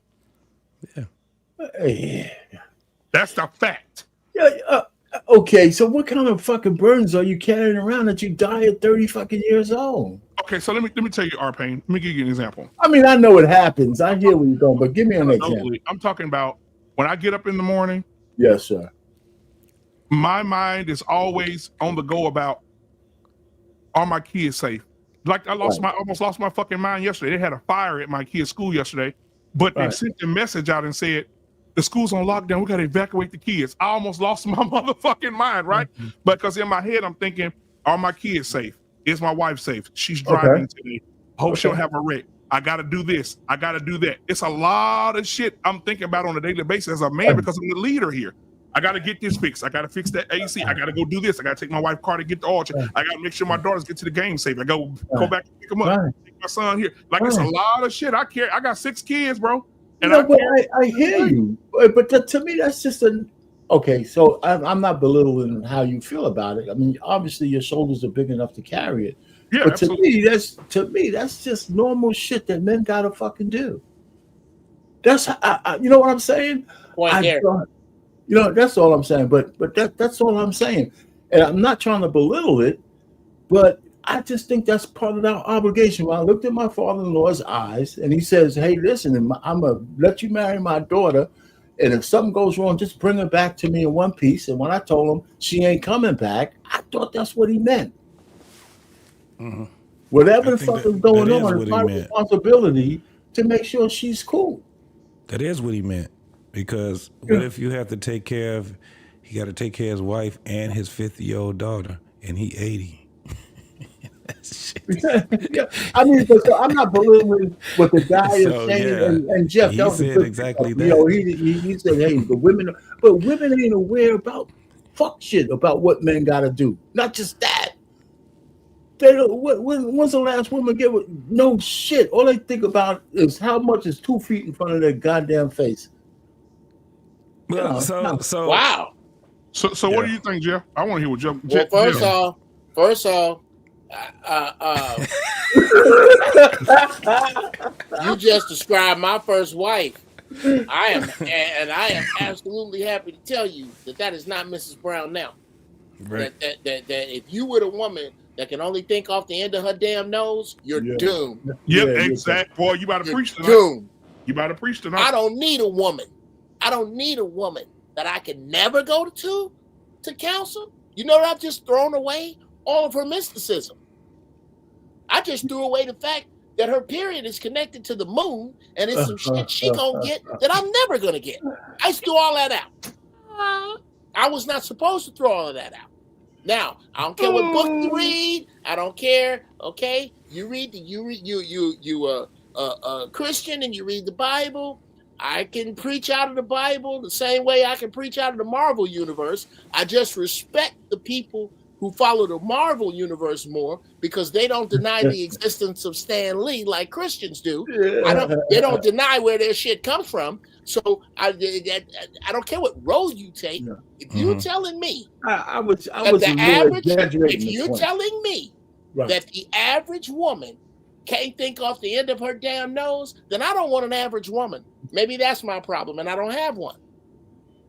There's a gang of shit I don't tell my wife, of course. That's where I'm going from. Of course. Maybe I went a little too far. But my obviously my wife is aware that those things exist. And I don't think that makes me less of a man. I don't think that makes her more of a woman. I don't think that puts her over me. But there are things that my wife tells me that something my wife told me that stopped me from being such an executioner about 5 years ago. No, about 7 years ago now, that made me a much better man and a much better parent. Baby, sometimes you have to allow people the luxury of their ignorance. Ain't gonna hear that from no man. I heard that from my woman.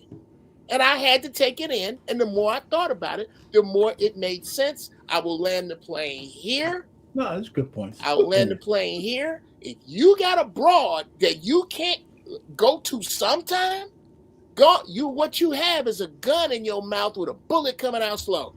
Yes, sir. It's gonna take years for that bullet to come out, but it's gonna push your wig back one day. If you got a woman that never over nothing, nigga, all I got her here to do is cook and fuck, then all I need is a prostitute and a cook.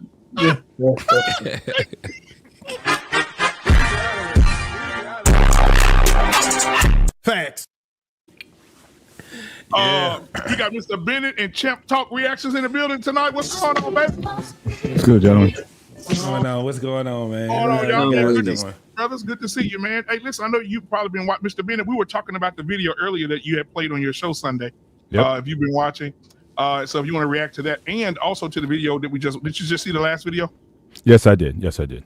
Okay, so yeah, and Champ, did you get a chance to see both as well? I know you've been watching for a while. I seen the last one. Now, okay. So what seen are your the last thoughts on one the when I last came one? to say Then what's we'll up get to and had Mr. to pick Bennett. the daughter up from basketball.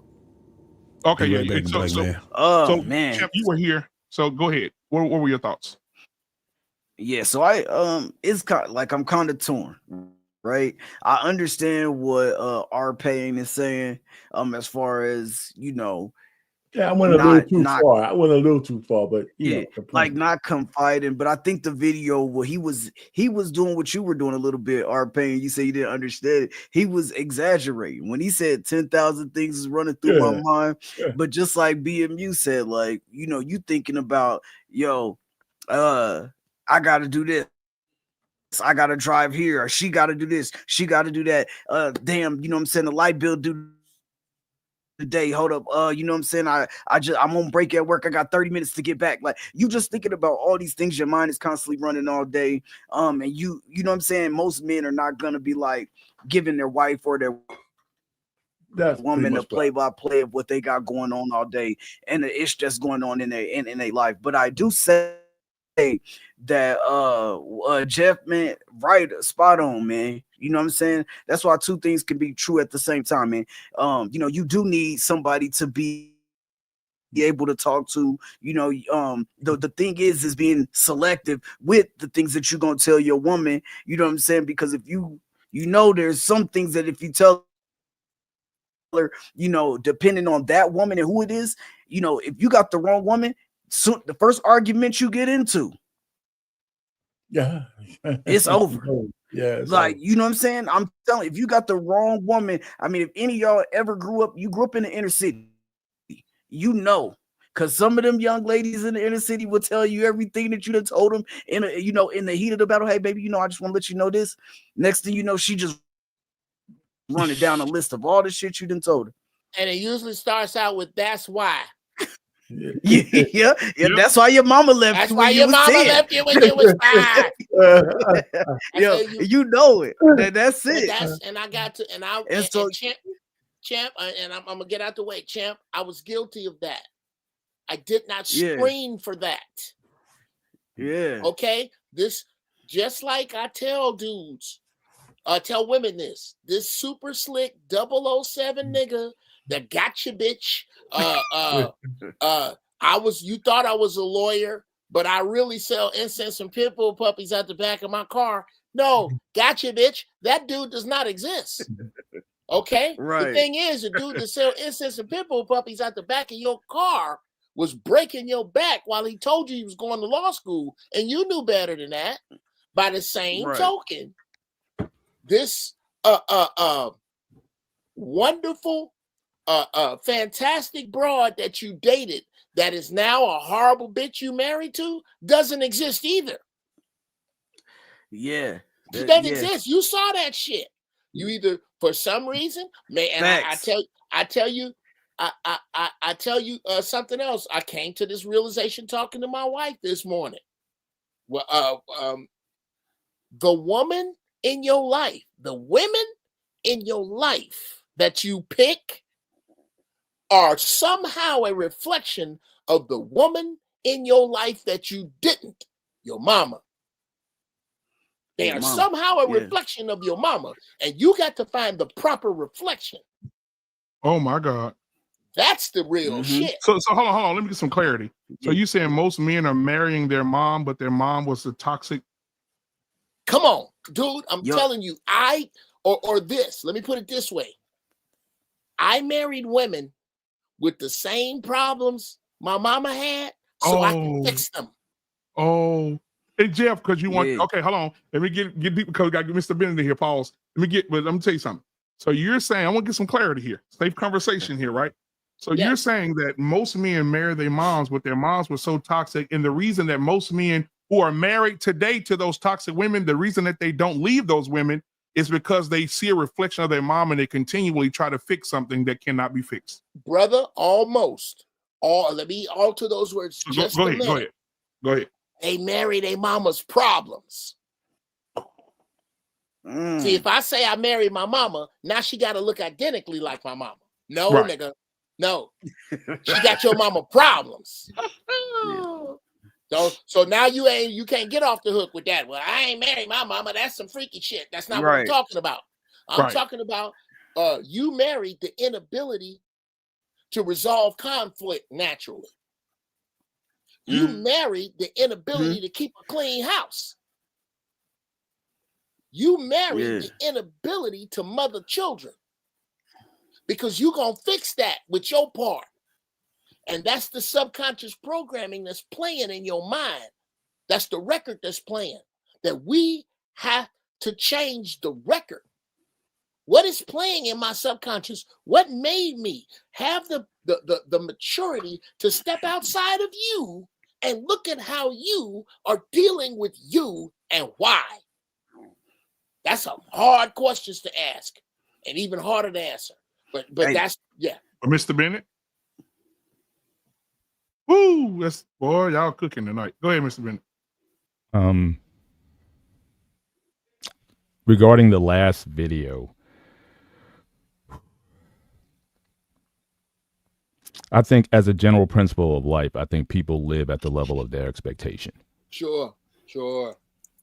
And if you expect to carry the burdens of what it means to be a husband, a father, and whatnot, as long as you expect those things, then I think those things that are going on in your mind are normal and natural. And I think those are things you just program and condition yourself to overcome those things.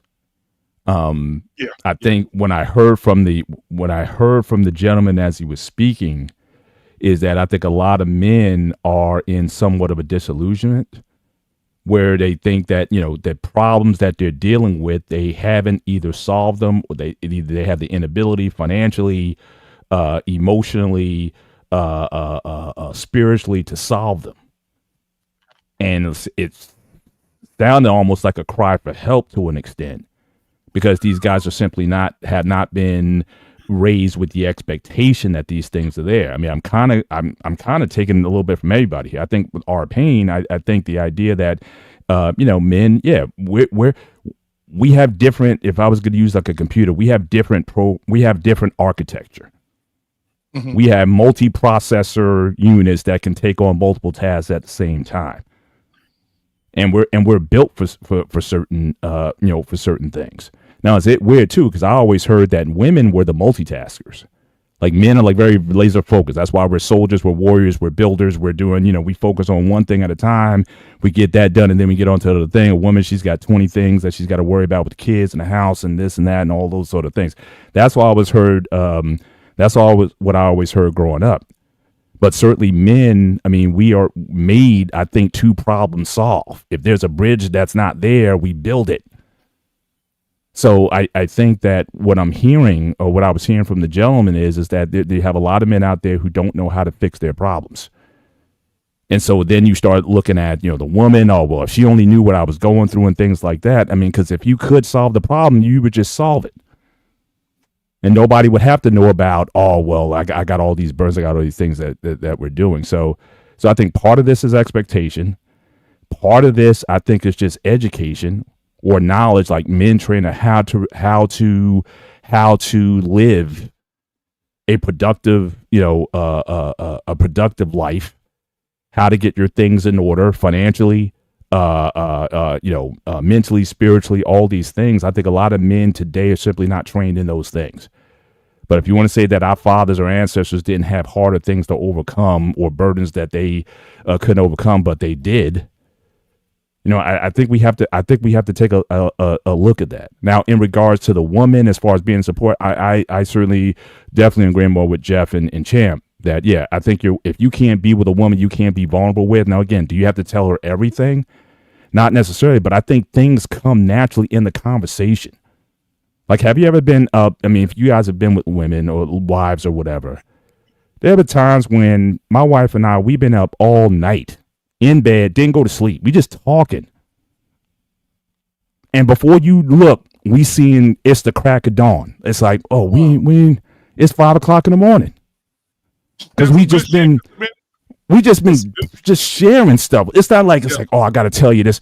It's just I on one show I did with Loss, I talked about being naked.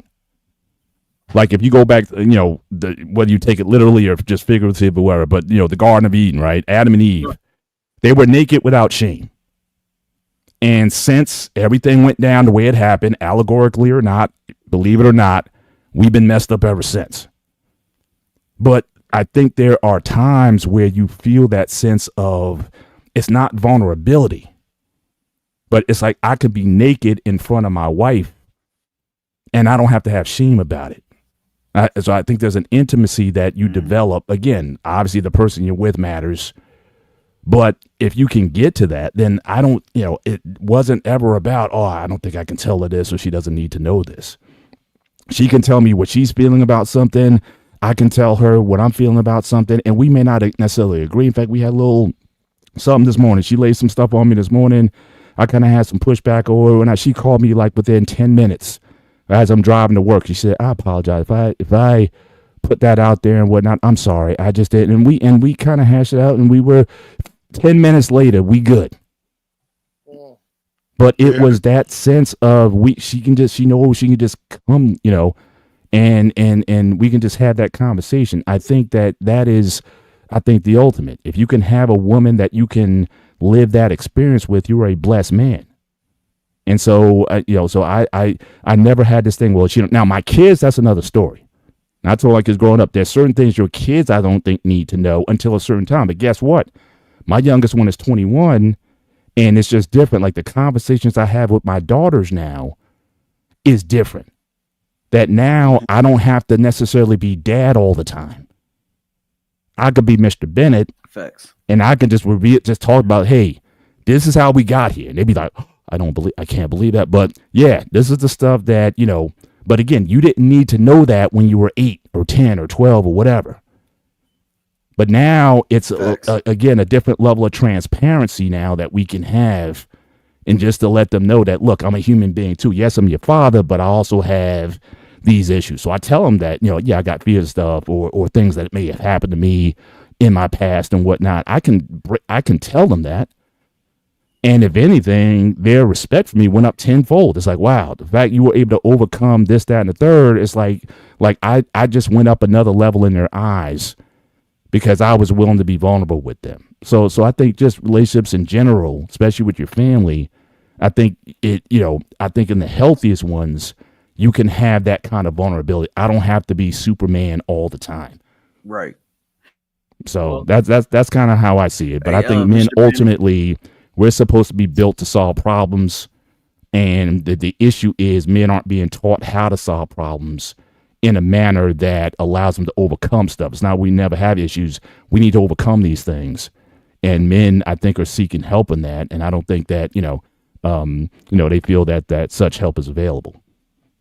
I think that example you just gave, I'm gonna let y'all cook. I think that example that you just gave, Mr. Bennett, was amazing. Let me tell you why, especially when you talked about your wife, on how you guys just can lay down and just have a conversation, and it just happens naturally, right? And to the point where you like, damn, you lose track of time, man. That's love right there. I just want to give you your props, brother. I just want to give, you know what I'm saying? That's love, baby. Hey, what I wanted to. I was about to say what I wanted to say to that, Mr. Bennett, man. The reason why something you said about parenting is so crucial is because sometimes us as parents, we don't understand the dynamic shift between us with our children as they are getting older, right? So when they become teenagers, you still parent. You're still the parent, you still parent, but you become more of a coach. You become more of a mentor. That right there starts to open up the relationship between you and your kid to where it becomes more transparent, and they can say things to you and you can say things to them because now you don't have to guard them from so much, and then they start to see that you're really a real person, and you're when you're going to be going through some of the they're going to be going through some of the same things that you already been through. So now they like, oh, okay, so this is how my pops navigated it, man. Yo, pops, man, can you tell me how you did that one time, man? You know what I'm saying? It just the dynamic shift in the relationship, it just starts to shift once they start to get, especially to high school. You're not parenting so much then. It's like, yo, all right, man, come on, all right, bro, you need to get this grade up. All right, come on, let's do this. We're more pushing and motivating at that time. And then, Jeff, I just wanted to say this one thing to you, bro, because you said you dropped some gems in there too. I just want to say that, yes, of course, a lot of people do be picking their mom's problems and things like that. And when you said like you seen those things, that's why I hate when people say, oh yeah, they just changed up, because sometimes women will say that, like, yo, he just changed up on me, he just changed. And a lot of women will be honest too and tell you in the same moment, like the same breath, they'll say, I seen the red flags, and I was, I enjoyed the roller coaster. You know what I'm saying? Now, if they told you the truth, that's what they would say. I seen Six Flags and I just went for it. You know what I'm saying? And people don't realize, and I just went for it. You know what I'm saying? Right? And so it's just, and then people don't realize too, man, sometimes you just are what you attract. If you go into the club on Prospect in Kansas City, Missouri, looking for a woman, then you know what you getting when you get there. Sometimes you got to look outside of where you are and where you've been to get what you want. If you go into the same hood club that you've been going to that be having shootouts, they got to change the name of it every 3 months. You know what I'm saying? Hallelujah Joe's this week. You know what I'm saying? They got to change it, and you trying to find women in there every time, bro, then you are the problem. And that's just something that we all got to face, man. I'm gonna say this, fellas, then I gotta break out like the chicken pox. Mr. Bennett, bruh, you really pulled a lot out to talk about. Number one, the I think more than the talk until the sun came up is what really stuck with me was the healthy conflict resolution model that you and your wife have. It's a whole to have a healthy conflict resolution model is a big thing. Number two, I actually told the judge this. I'm not trying to be my children's friend. My job is to, and I'm not their friend. My job is to turn my children into people who I would be friends with. Respectful people, honest people, courteous people, reliable people, loving people. And once I do that, and as I do that, from the time your child comes into your house as an infant, your 24/7 starts to change. 24/7, I got to figure out, I got to wipe your ass, I got to feed you, I got to protect you, and then you can walk on your own. Then you can feed yourself. Now you're leaving my house in the first grade. I am slowly, every day, taking my hands off of you to the point that one day, all I'm doing is sitting in the pit while you going around the track. I can tell you slow down a little bit on turn 3. I can tell you that's it. But you got to drive. And I have to prepare you for that drive. And if I prepare you properly for that drive, we can be on the same damn team. Now, because I smoked the best shit, I can't remember what it is that I had some other shit I wanted to say. But with that out of the way, oh yes, this last thing. We are talking about what men need and how they don't and what they don't have. Gentlemen, you represent. Don't say nothing to me. You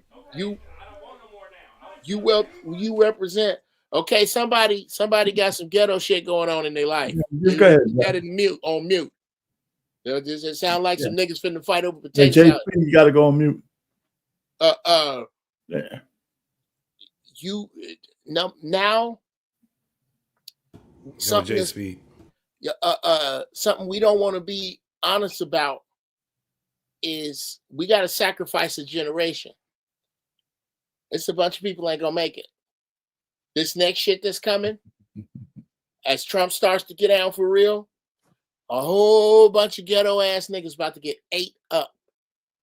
What we are going to represent is where men who understand that they need wisdom have a place to come. And that's going to be us elders. And that ain't going to be a whole bunch of dudes because we got to start over. When you erase a chalkboard, remember when we was in school, they would erase the chalkboard? They didn't get all the chalk off the board. They had what was left. The chalkboard is about to be erased. And a lot of y'all trying to save the shavings. You can't. You can't let these niggas perish. If they on some ghetto shit, they gotta go. And then whatever is left that comes and finds you is where you supposed to teach. And with that, fellas, I love y'all, but I can't pretend I want to talk to you niggas anymore. There's some good food in here. I'm finna go get some. Hey, J Speed, you got to come on camera. Peace and love. Appreciate it, bless you, bro. You take care. Take care. All right. Yeah. J Speed, if you hear me, you got to come on camera. That's the BMU. If I had my camera, I would come on camera. I don't mind showing my pretty face. But anyway, I just moved and I haven't unpacked it. We're going to make an exception for you, bro. What's happening? Yeah, I think we can hear you. Can we hear you? Can you hear us? Yeah, I heard him. Go ahead. JSP. Okay. Oh, there you go. There you go. Okay. So anyway, I wanted to chime in on number 1 and number 2. There was some misinformation given out, and I wanted to set it clear because I think I'm in the second largest My Child Say Daddy organization in America. So there were some things I need to clarify. Okay, in most of the states in the United States, that the two parents have the same rights. That's in either they married or not. They still have the same rights. A federal offense has nothing to do with it. When you start talking about social service coming in your house, they have already had a complaint. So that's something totally different when you go to a house and there's a problem with your child and you call the police out to keep the peace. Once you call the police out to keep the peace, then they're gonna have to do their investigation right there on the spot. If they found like if they feel like your child is in harm in any physical way, or he can show any physical sign, they will remove that child from the house and give it to the other parent. All right. So that's directing to the best interest of the child at that time. The court must come back in and give who has custody and who has not custody. Most states in America have what they call a 49-50. That means they get one parent 49, the other one 50. The one usually get 50 has the physical custody. It's hardly ever you get 50-50, but there are some states to give 50-50 and give both parents physical custody. They equal at a time throughout the year, and they switch up on holidays when that child could be with them. All right, so let's move to this guy that you had on the number 2. Number 2, this man is saying something that I've been saying ever since 2017. We have got accustomed. I remember when I was coming up, I could see women walking on eggshells. Now I see the reverse. Men are walking on eggshells, and they're not even knowing they're doing it because we have pulled this in and accepted it. Now y'all know that I've been called Captain Saberhole ever since I've been in this space. So I'm not here to get down on women. But what I'm saying is, they overcompensated when women was not able to do anything in the 40s and the 30s when their man kicked them out. They made these laws so they can at least have somewhere to go other than their mom's house or become some kind of strange lady on the street. But they overcompensated with all coming all the way down to the early 70s. And then this is the results. We see what happens when people overcompensate or take advantage. Now I'm going to tell y'all something that you can go back in my receipts. It'll always be good. What that man is talking about, it's not even about a discussion, Mr. Payne. It's not about a discussion, JT. Mr. Bennett, it's not about a discussion. Champ, it's not about a discussion. Because we know historically, when men get upset, what they do. There's when as far as burning women on the stake. And we are at that window now. And we don't know what kind of danger we're in. That's the window we are at. We are close to a civil war. Y'all keep thinking it's black and white. It's not. It's even good. It's finna happen in this country. I predicted it in 2025. That's when it's going to happen. The door was open 4 months ago.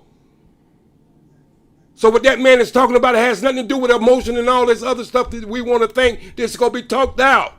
This stuff is going to be done in the streets. And the women going to play the brunt of it. So y'all can believe me or not. I've warned people 2 years before the COVID came out. I've been seeing this coming for the last 40 years.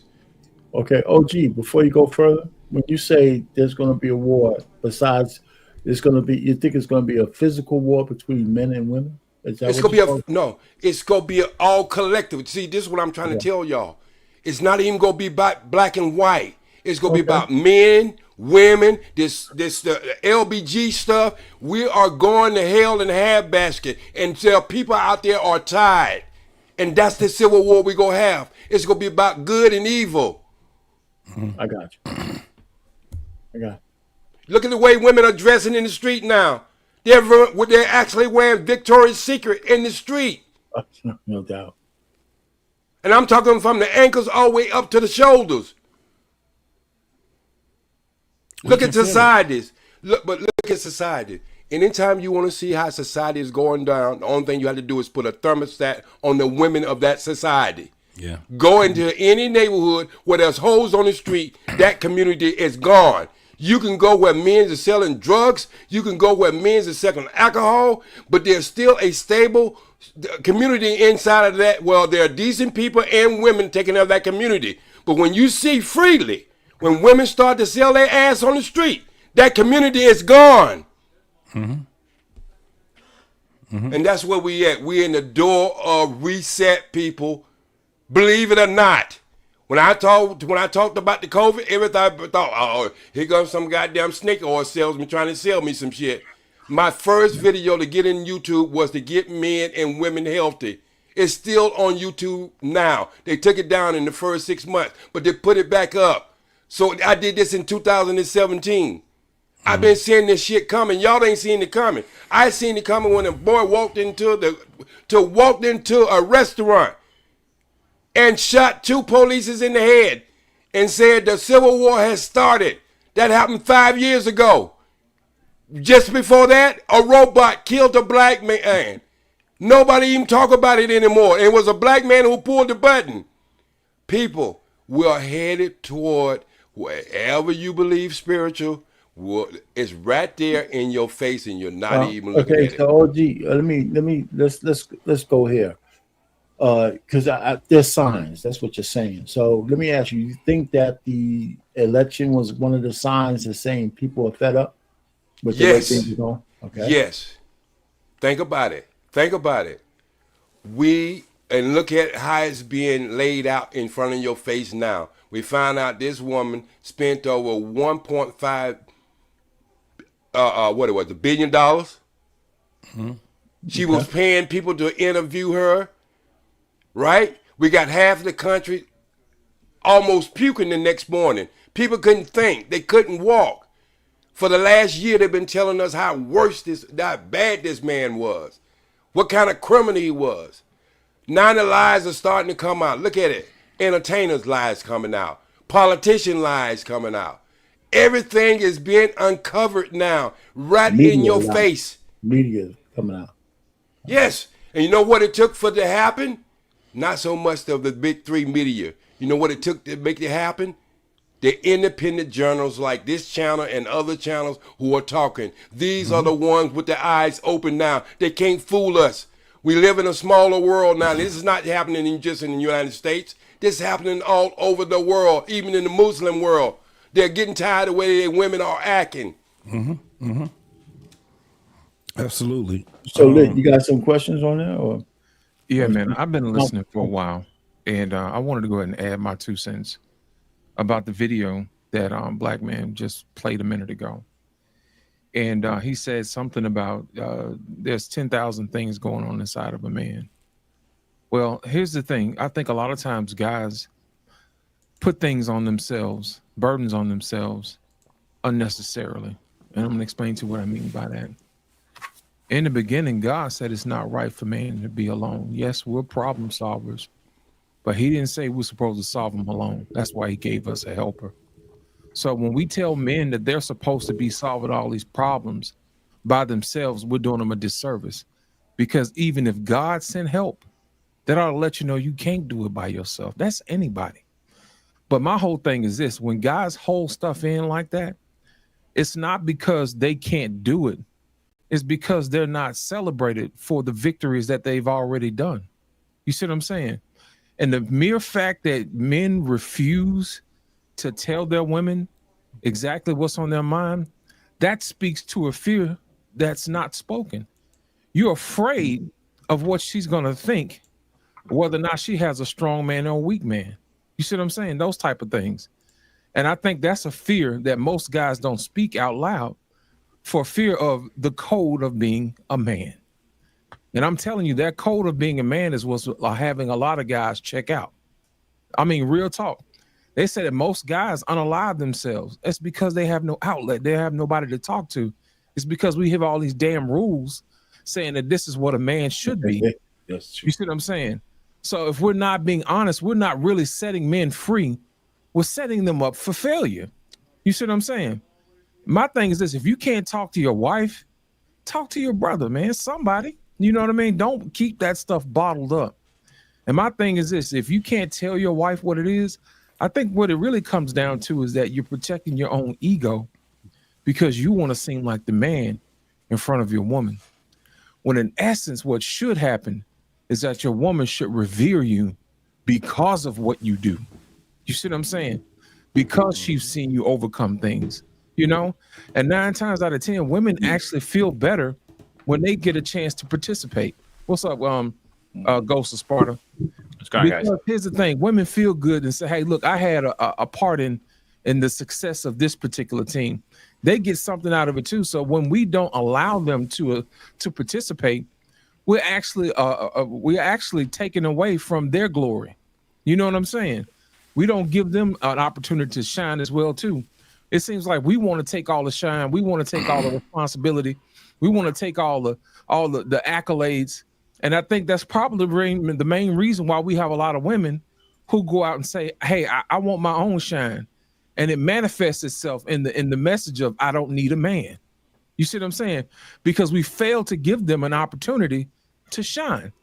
But the problem is that we don't know how to work well together. And that's the main reason why we have these custody battles. That's the main reason why we have people in office that don't see things eye to eye. We have the ability to fall victim to news media telling us anything instead of thinking for ourselves. Think about it. The day after Trump won the election, you had black people getting on radio talking, here it come, y'all. We doomed. You see what I'm saying? Yeah. It's over with. Like that. You might as well kill yourself. Yeah. Get your jumpsuit ready. We're gonna put you back in the cotton field. You know, foolishness like that, man. So my whole thing is this, man. I have always been a proponent of not telling people what to do, but telling them to just think. You see what I'm saying? Don't put yourself in a situation where you make yourself sick with worry.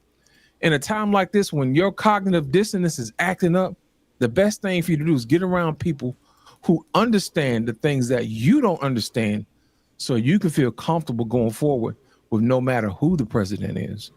And I think that's the issue. And I'm gonna put it like this. I'm glad that we had a group of people in this space who did the research, who understood what was going on, who know how to look past the lies and extrapolate the information that we really need to do, so we'll know how to move going forward. Instead of sitting around hollering about why, woe is me, why me, oh Lord, all this other stuff, we should be thinking together, how can we move in this new economy? How can we benefit from making some money? You know, and everybody else shouldn't be having the ability to make money. Matter of fact, let's take a look at some of these stocks that's going to benefit from this Trump administration and see how we can get a hold of some of that money. You see what I'm saying?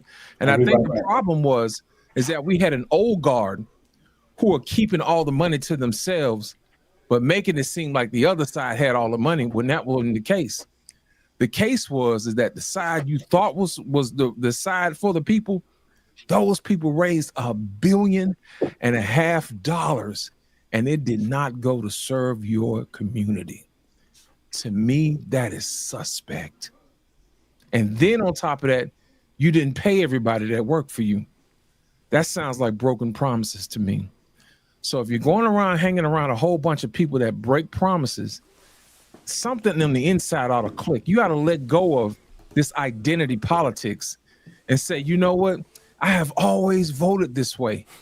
Well, my thing is this: you've always gotten the same thing you've always gotten. And I think that's the issue. We need to wake people up and say, hey, look, do you want to do something different, or do you want to continue to have the same thing? And what's going to happen is when you continue to do the same thing, you're going to repeat the same thing over and over again. And that desperation kicks in. And then you feel like you can't talk to anybody. And then bad things happen. You get situations where guys get on the internet and say, I can't talk to my woman.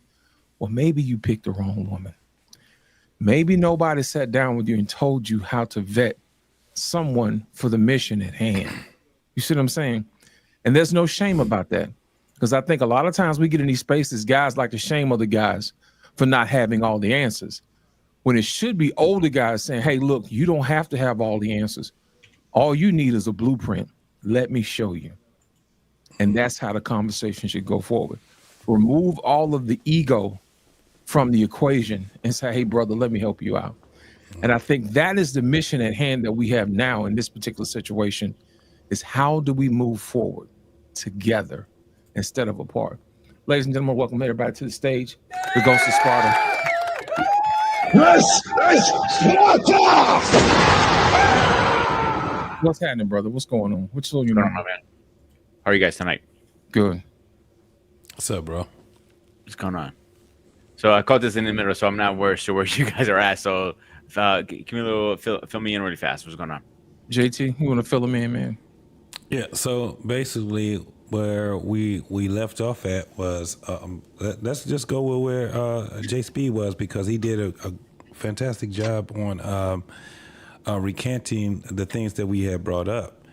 And one of the biggest things that he was talking about was the whole thing where what people used to call us conspiracy theorists, being the ones that had their eyes wide open when it came down to it, is at a point now where the shit is in our face.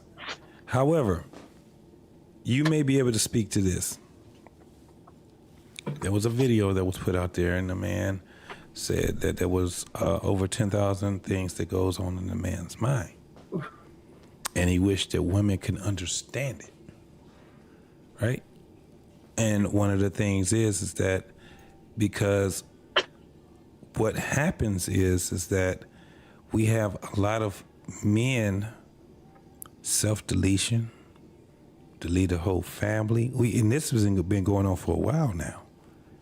I remember in the mid 70s and that's how, as far as I can remember, to the in the 80s, the early 80s, where you had men deleting themselves and their whole families because of what they thought would be the end of the world, because it was the end of their world, whether they lost money, whether they just lost so much in the world where they didn't have an outlet, right?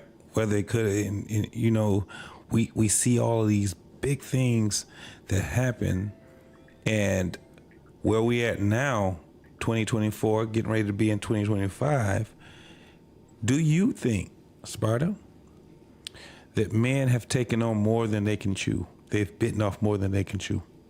Absolutely. I can speak that for myself, and most of you guys know what I go through. I've been very open about it with my mother's cancer and working and all that stuff.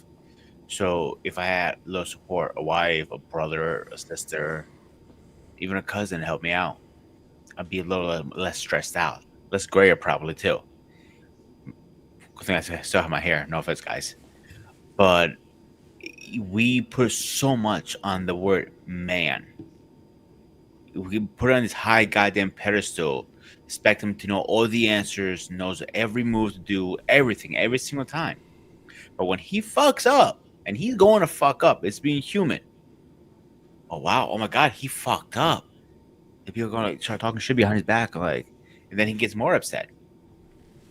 Then he gets pushed to the limits and does the worst thing manageable. He deletes himself. No man should be pushed that far. Some men can handle it, some men cannot. You don't know what he's dealing with. I always said, the man who's quiet is the most dangerous. Something's going up there.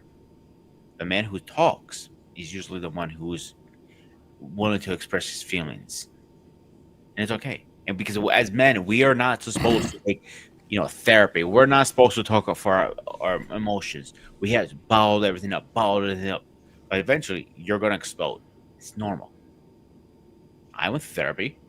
Doesn't make me less than a man. I know I do what I need to do every day. And I'm sorry. It doesn't matter what you're going through. Talk about it. Maybe you don't feel comfortable talking to your boys. Okay. Your family. Okay, I get that. A professional. There are options now.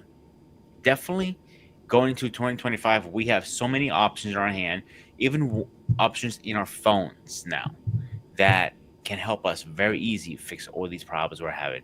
Maybe not fix it, at least help you process it. Am I making sense there?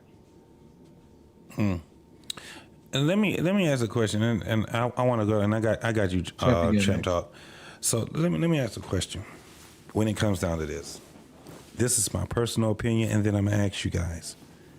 My personal opinion, based off of my observation, I think people do better when they're up under the tutelage of boundaries, when they're up under the tutelage of something that you have to do. I think that people do way better when they're in the so-called slavery mode, right? When you have to do something or you have to suffer the consequences, right? Because it goes to what the Sparta just said. We got all these options. I think, in my opinion, and this is my humble opinion, because we have all these options, it leaves us into failure. What do you guys think? Come on, Wait, Champ. let's go with y'all first. Yeah. Can y'all hear me clear? I think my mic was too. Bring it up a little bit closer to your mouth so we Yeah, can hear every you. so often your mic goes out too. You get like delay, but that's another story. Yeah. Got you. I think I might have had too much stuff open on my damn computer, man. Let me see. You said is it the options that's making us fail, right? Versus something that we have to do or suffer the consequences. I don't know. I think that either way it goes, like people are gonna fail if they're gonna fail. You know what I'm saying? Like if for anybody who been in the military, you got all the rules and regulations, and it's still people who get kicked out. It's still, and people know when they sign up that there are these rules and regulations that you have to follow. And they still get there and be like, man, I don't want to listen to nobody. Ain't nobody gonna tell me what to do. Sergeant who? Like, you feel me? Like, even when you know you have to be at formation at 7 a.m. Damn, I don't feel like going to formation. I'm go all today. Like people gonna choose to do what they want to do regardless of the options, the limitations, all of that shit. People just gonna do what they want to do regardless. I think that's all in the mindset. If you got the mindset that I want to succeed, what's good? No. So I thought you was trying I just to want to get say some something, clarity. JT. I want to make something clear. When I mean by we, I mean we, not individual. Yes, people fail individually, but when I'm saying community based, when I'm saying when it comes down to a organization, right? Which one is better? Is it where you have all these options,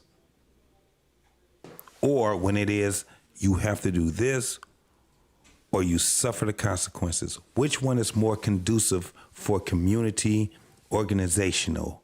Well, that's what I'm saying. Not individual. Yeah, individual people, we understand they fail. Okay, then yeah. I mean, in that aspect, yeah, I would say then it would be the you have to do this or else. I feel like that would be because that I feel like as a whole you have a chance to win that way.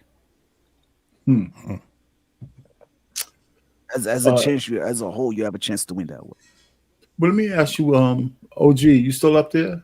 Yeah, I'm here. I do want to answer, but do you want to go next since we can't see you? Okay. I want to answer the question, and I want to say it with less emotion this time. A lot of the questions and a lot of things we're talking about in regular times, it would be a great conversation. I'm just trying to tell y'all we're way past this. See, to even answer JT's question and to be transparent about it and understand where he's going with it, you have to be at a place that you at the beginning versus the end. And if any of you on this stage, and I consider all of y'all intelligent. I have seen all y'all on panels at this panels before, and I consider all y'all intelligent. What I'm trying to say is, these things that we're talking about, even when a man go get counseling, and I got 32 people in my house right now. I deal with the mental challenged people and drug addiction people. I have showed it many times over the internet. I just moved back into one of my real estates with 32 people in. And I deal with these people all the time. And I'm telling you, what I deal with in my house, I used to think were some of the most traumatic people who have went through the most traumatic experience in their life. And I'm going to tell you, and this is serious, and I'm not gaslighting or anything, these people are able to handle society and humanity a lot better than the common people I'm running into the streets today. And due to the point, see, JT, a man today, when I say walking on eggshells, everywhere he turns around, he's the fault of everything. Think about what I just said. He can't turn any way We have been doing this for the last, I'd say for the last 20 years with the girl magic. The same parent in the house, got a son in the house, but she's pushing her daughter over the son. We seen that done in China when they was killing the girl babies, and then they was keeping the boy baby. Then they found out they didn't have enough girls to even keep their society going, so they had to go outside China now into Africa and all these other places to have enough women. I'm telling you, society itself is burning. And men are burning in the inside because we have to coattail to the rules and regulations that's been put on the books, or be able to lose everything where we have to, at 50, 60 years old, we hope that our parents are still living to sleep on their couch. Because we know what would happen if we go through that court system. By the time you finish, the lawyer is the only person who can send their children to Princeton and Harvard. You broke.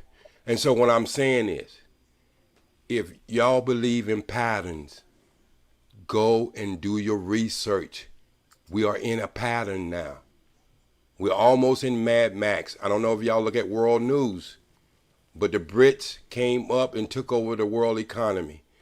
You have Russia, a banana peel from wanting to drop a bomb on somebody, because they're not going to let people be that close to their house where they can get no warning at all, and a nuclear bomb could go to them within 1 minute. This is where we at, people. I don't know if y'all watching. So what I'm saying is, we seen what happened when we had the epidemic, pepidemic, inkademic, and every other demic, where people was paying almost $40 for a 12-pack of toilet paper, $6 for a pack of rice. And we seen what happened when we had the tragedy in Louisiana, when the flood. We're not prepared, people. All this good talk and these Martin Luther King speeches and all that stuff right there, we got to turn ourselves to God right about now. And y'all know I'm a Muslim. Hell, I'm praying with Christians, Buddhists. I'm praying with everybody. Because that's the door we at now. When men in society, look at the pattern I'm going to tell you. When men of society either get tired or they go so opposite, it always destroyed that kingdom. Even back in the Bible, there was, God asked if you can find one. We at that time right now, people. And I'm not talking about this is the last days or nothing. No, I ain't talking about that. What I'm trying to tell you, this earth is resetting because men are frustrated. They don't went to Me Too movement, We Too movement, and everything else. We don't even feel comfortable and elevated with women anymore. That's right. We got to get a signed agreement if we go on a date now. This is where we at, regardless of people doing it or not. Because any given time, she can say something. So I'm telling you where we at. Worldwide, we on the brink of war. And it ain't going to be no conventional war. You can forget about that. Somebody has to try to change the guard. Somebody has to be number one. We don't know who's number one, who's number two, and who's number three anymore. Now there's time for somebody who's going to poke their chest out. I don't know if y'all remember the Cuban crisis. When Russia wanted to put something right next door to us, and a good man who was a Catholic president was willing to use a nuclear bomb to stop that. That's where we at with this Russia thing. Regardless of what the news is telling you, they're not going to let somebody be at their front door who can fire a nuclear bomb and can get there within 30 seconds of a minute. So Russian people don't even consider themselves European. I don't know if y'all didn't know that or not. Sure. So what I'm telling y'all, this is good conversation. My brothers and sisters, get prepared. Make sure you got a bucket list. Because your friend today will be your enemy tomorrow when you get hungry. All right. Listen, I mean, you know, it's everything's tied together. So I don't disagree. One of the things, though, JT, even what you just said, OG, it's so weird. I mean, the solution to that Ukraine issue was so easy, and that's why Trump is when he was here in 16, he understood All you got to do is just assure Putin that Ukraine will never be part of NATO. That's it. That's it. That's the I facts. mean, what? How many? I don't know if 1 million people died yet, but that's it because we're playing politics on something so simple to fix. But anyway, so that's one story. But getting back to what you said, listen, what you're trying to say, JT, or not trying to say, what you said is limiting the degrees of freedom of the citizens. Okay, because you're right. There's a certain chaos in being able to do anything you want. But there was a time here in America where you didn't have to mandate anything because the culture and the environment did it for you. Shame, religion, social mores. There was a lot of things that were governors over the way we behaved. And you didn't have to limit it. People just self-limited, right? The women were a little bit more chaste. The men were more respectful. If you wanted to have sex, you knew the girls you could go to, and then you knew the girls you should leave alone unless you were serious. There was a lot of that going on, and we don't have to go through the litany of things that changed that. But today, there's three things, and this is what I get from Crimson Cure. She's beautiful at this. She got it from somebody else. There's culture, there's environment, which is the laws, and then there's biology. In the absence of culture, in the absence of the environment being the governors, all we're left with is biology. Unfettered biology is chaos. It is, because we're, as men and women, we're going to behave with each other just on a natural instinct level, and that's what's going on now. We can hear shit. I don't want to blame the women on the men, but they're giving baby. Listen, a woman can't. The greatest gift a woman could give you is a baby. I mean, I'm just thinking. I want a woman to tell me if I'm with you, what's the great more? Tell me what's the biggest gift you can give me. It's a baby. They're giving babies to monkeys in the trees, and so you give babies to these guys. I'm not even blaming, but no wonder these guys ain't taking care of the kids, right? You can't convince me you didn't know that before you lay down. You can't convince me that you didn't know how babies were made. And it's not the woman's fault because the guys have to do it. But again, I keep saying this all the time. Men take sex from women any way they get it. It's a natural kind of thing. And then a man stops that when he gets to a certain age of discernment. But by then, it's kind of too late.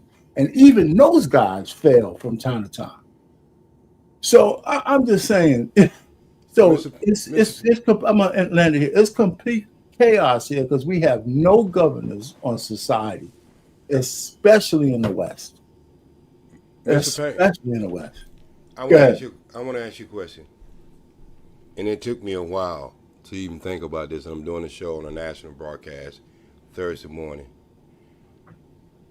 Since 1973, there's been 20 million black babies, girls, and boys deleted.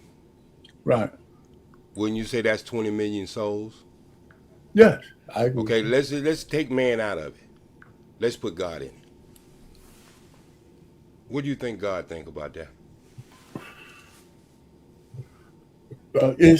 I would imagine he'll condemn that. He's condemning that. No, condemnation, abomination.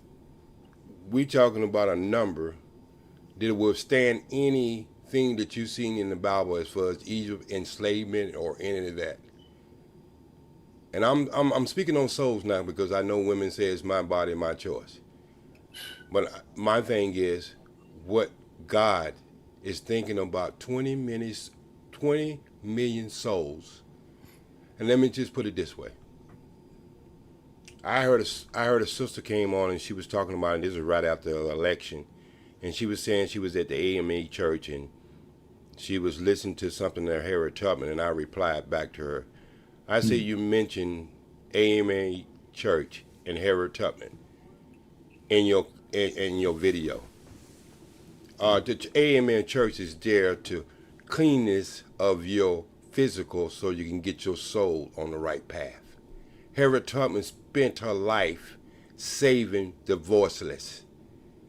And then you go say that you will get down with the Democrat the way you say you go get down with them, knowing that the two things that you just mentioned go totally against everything that you just said.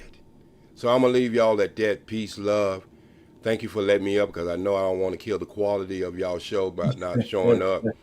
But I just moved into a new place and I can't find my mic or my what's the name. But I wanted to keep my word with Black Man Unfiltered, because he asked me last night would I show my face in the place. And I'm a man of my word, because my word is my bond. So I like for all of y'all to just think about some of the things I said. And if there's been a prediction or a prophecy in the Bible that a man is going to get hit by a rock, you focusing on the man getting hit by the rock, but you're not focusing on the man who's going to throw the rock. It has to be a man who's going to throw one for one to get hit by one. And that's where we at, people. Peace and love, and always strive for the truth. Appreciate you, brother. Most Hey, definitely. look, before you go, I just got to say one more thing, right? Because, I hate to make it kind of political, but it a little bit is, right? I mean, they were actually doing human sacrifices right outside of the DNC in Chicago. I know. Yeah. Right? They were actually sacrificing babies right outside of the DNC. And so when I talk to, people in my family, I says, listen, you don't, they say, you don't like Kamala because she's a woman. I said, no, I can just list you a bunch of things on why she's not best for the country. And being a misogynist is the last thing on the list. So, not to say that Trump is a beneficiary of where the country's at. It's not because it's just him. He's a beneficiary. I wrote a piece on that, by the way. I need somebody to critique it. But anyway, anyhow, so I'll land it there. But go ahead, Lily.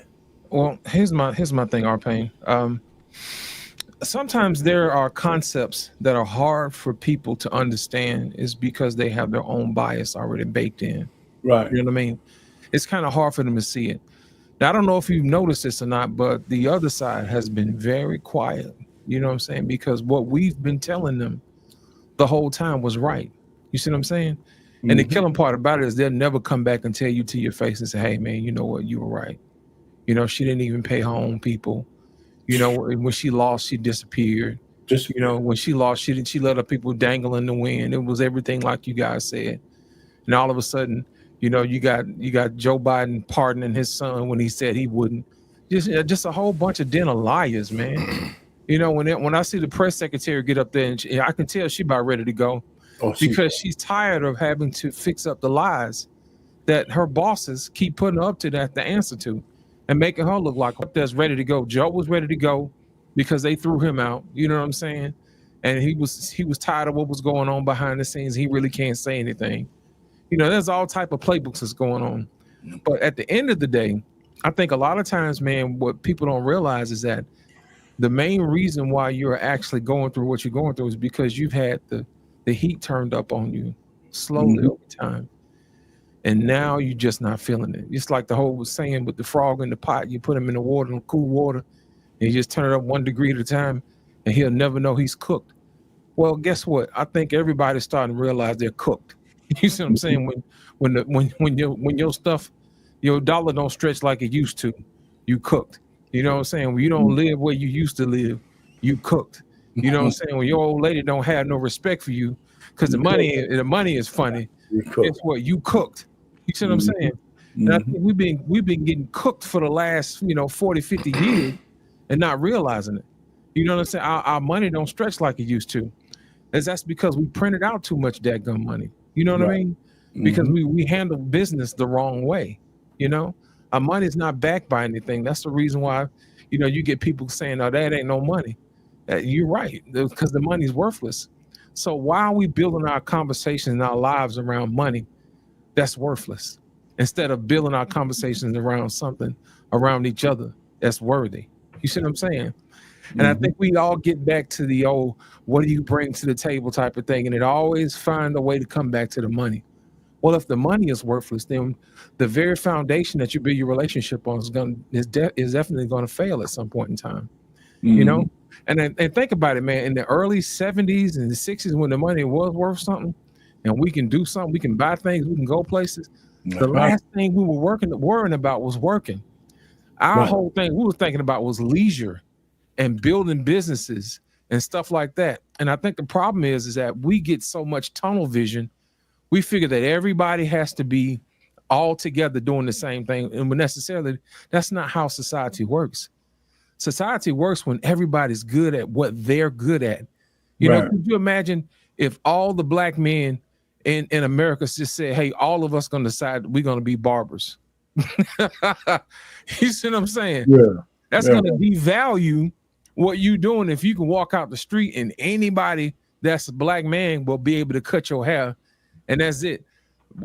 You're going to limit yourself to what you can charge. You see what I'm saying? Because everybody's doing the same thing. Exactly. The problem is we don't have apprenticeship like we used to. You know, think about it. Back in the day, you used to have an apprenticeship when you wanted to work on construction sites. If you wanted to be an electrician, a plumber, that type of thing, it made you a master. You see what I'm saying? Over time, because you studied under a master. But my whole thing is this: when you have situations with families, it's the same way. Who's teaching you how to be a master father? Who's teaching you how to be a master leader in your home? If your family is broken up and there's no man in the home, or if there's a daughter there's no mother in the home, who's teaching her how to be a master wife? You see what I'm saying? And that's the situation where we get to, where we don't know how to talk to each other anymore. It's like when you're in kindergarten, you just get that gold sticker that says plays well with others. I think that's the issue, man. We've forgotten how to play well with others. You see what I'm saying? We don't know how to talk to each other no more. And at the end of the day, I think that what we probably need to do is get back to being nice, because being nice doesn't mean you have to know everything. It just means you have to be nice to somebody. It don't cost you anything to be nice to somebody. You see what I'm saying? It's about how that person feels around you. And if that person wants to be around you, guess what? By osmosis, you guys are going to talk. And then when you do talk, you're going to open up. You're going to say, hey, man, have you heard about this? And then that's how communities are built. You see what I'm saying? It's not built in isolation. And the best way to handle that is just to be nice to each other. You don't have to understand psychology. You don't have to. You don't have to be an expert, you know, in that type of thing, social psychology and stuff like that. You don't have to do that. All you have to do is be nice. Just like in the South, man, when people see you, the rule is you greet them. Well, in other places in New York and New Jersey and places like that, it's like you've been not saying nothing to me. You know, I got things to do. I got to get to this money. You know what I'm saying? That's the reason why people have a hard time when you move from region to region, because the region is different. You see what I'm saying? And at the end of the day, what we need to get back to is just being nice to each other, man. It doesn't cost you to be nice. And then we don't have all these situations where we have broken homes and worrying about whether or not somebody's husband, boyfriend, or stepdaddy gonna discipline the child and all this other foolishness. Get you one woman and you sit down and y'all work it out. And quit leaving these messes around for other people to figure out. I think that's not fair, man, for everybody else, because it puts unnecessary pressure on people who didn't put in on your mess. You see what I'm saying? Because you didn't get guided by doing this, because you weren't being nice to each other. I said, is it not nice to men? And then they weaponize the system to make them comply. You see what I'm saying? Silliness like that. But I think that we have people in charge now who are taking away some of those devices and forcing people to say, hey, look, you're going to have to talk to people like you got some sense. You're not going to be using the police as your whipping boy on somebody. You're not going to be using the court system to get your way. You know, you're going to have to go in and say, hey, look, this is what we're going to have to do to fix this. And it's not going to be under this unfeathered, you know, just using the system to leverage to take over. You see what I'm saying? And I think that's probably what got us in the situation that we're in right now. And I think right now, I think this is a good time. Everybody's saying, oh, the world is falling apart. No, the world's falling back together, baby.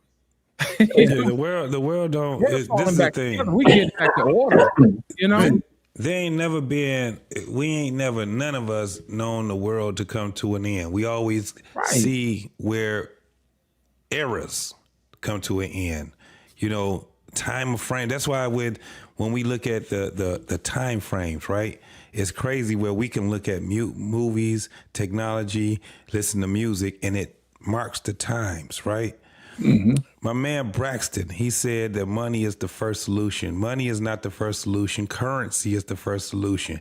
And the thing is that when you don't find currency in yourself, and when you don't find currency in others, then that's the only thing that you can go off of is what your so-called oppressor or the ones that run and rule your mind actually deals with, because community deals with a collection of currency, which is people. The JT, most let me ask you a question. beautiful thing in the world. Let me ask you a question, JT. What would you attempt to do if you knew you couldn't fail? Everything. Like what? Specific. If money was not an option, you can go and do whatever it is you want to do. Take away the fact you got endless amount of money. What would you attempt to do? What would I attempt to do? Yes. If you knew you couldn't fail. If I knew that I couldn't fail, everything. I'd do everything that come to You only mind. got so many hours in a day. What matter of fact, what would be the first thing that you would do? Shit, the first thing I probably would do is nothing. Because I'd be so shocked. Shit. But once you work out the shock. But once Once I you get work out to the it, shock. Shit. I just would give, man. I don't because this is the thing. You give who?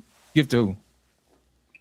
The people that I pretty much it'll be anybody. I ain't gonna even lie to you. It'll just be to whatever I can do, the closest people to me, right? If I'm not gonna fail, then I'm gonna share my wealth with each and every person that's there, because I can't fail.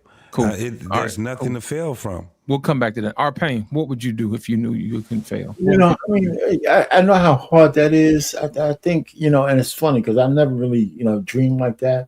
Yeah. But I just think that I'd be able to,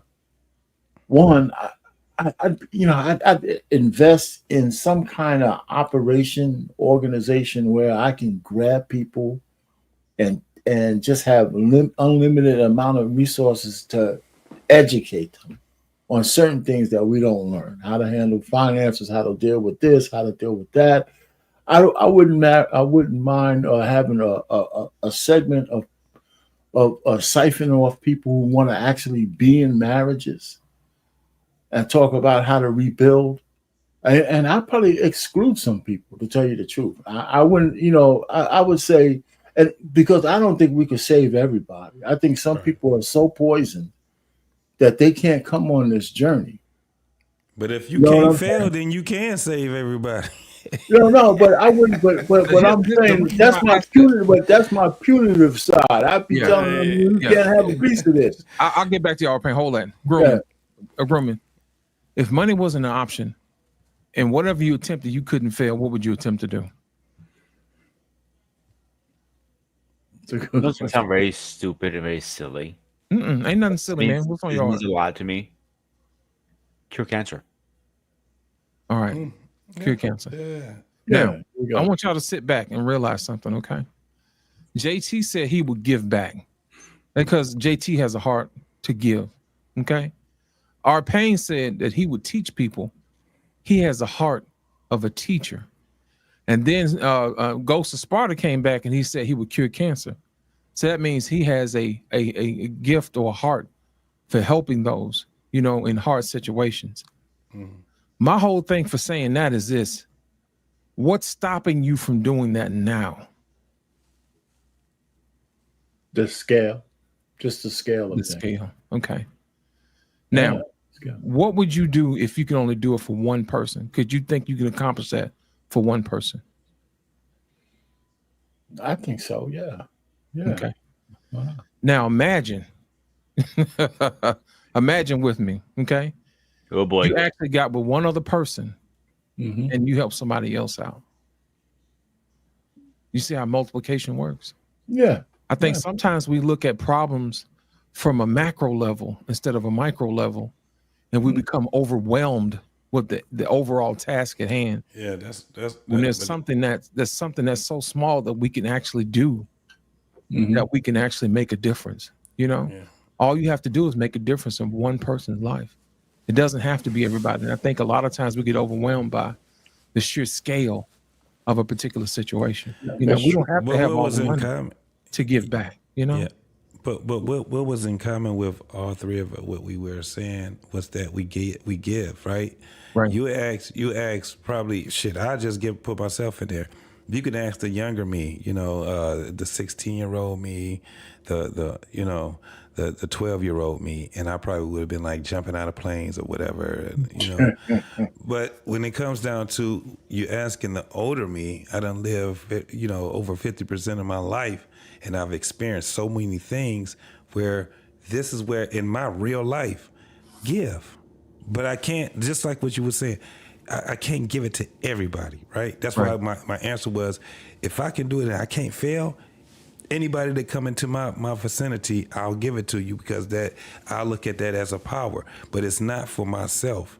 When you got children and you start going in from children to grandchildren, and you see people in your family and you see people that's needed, and it makes a big difference because that's where I went to the whole thing of money is not the first solution, currency is, because we are the currency.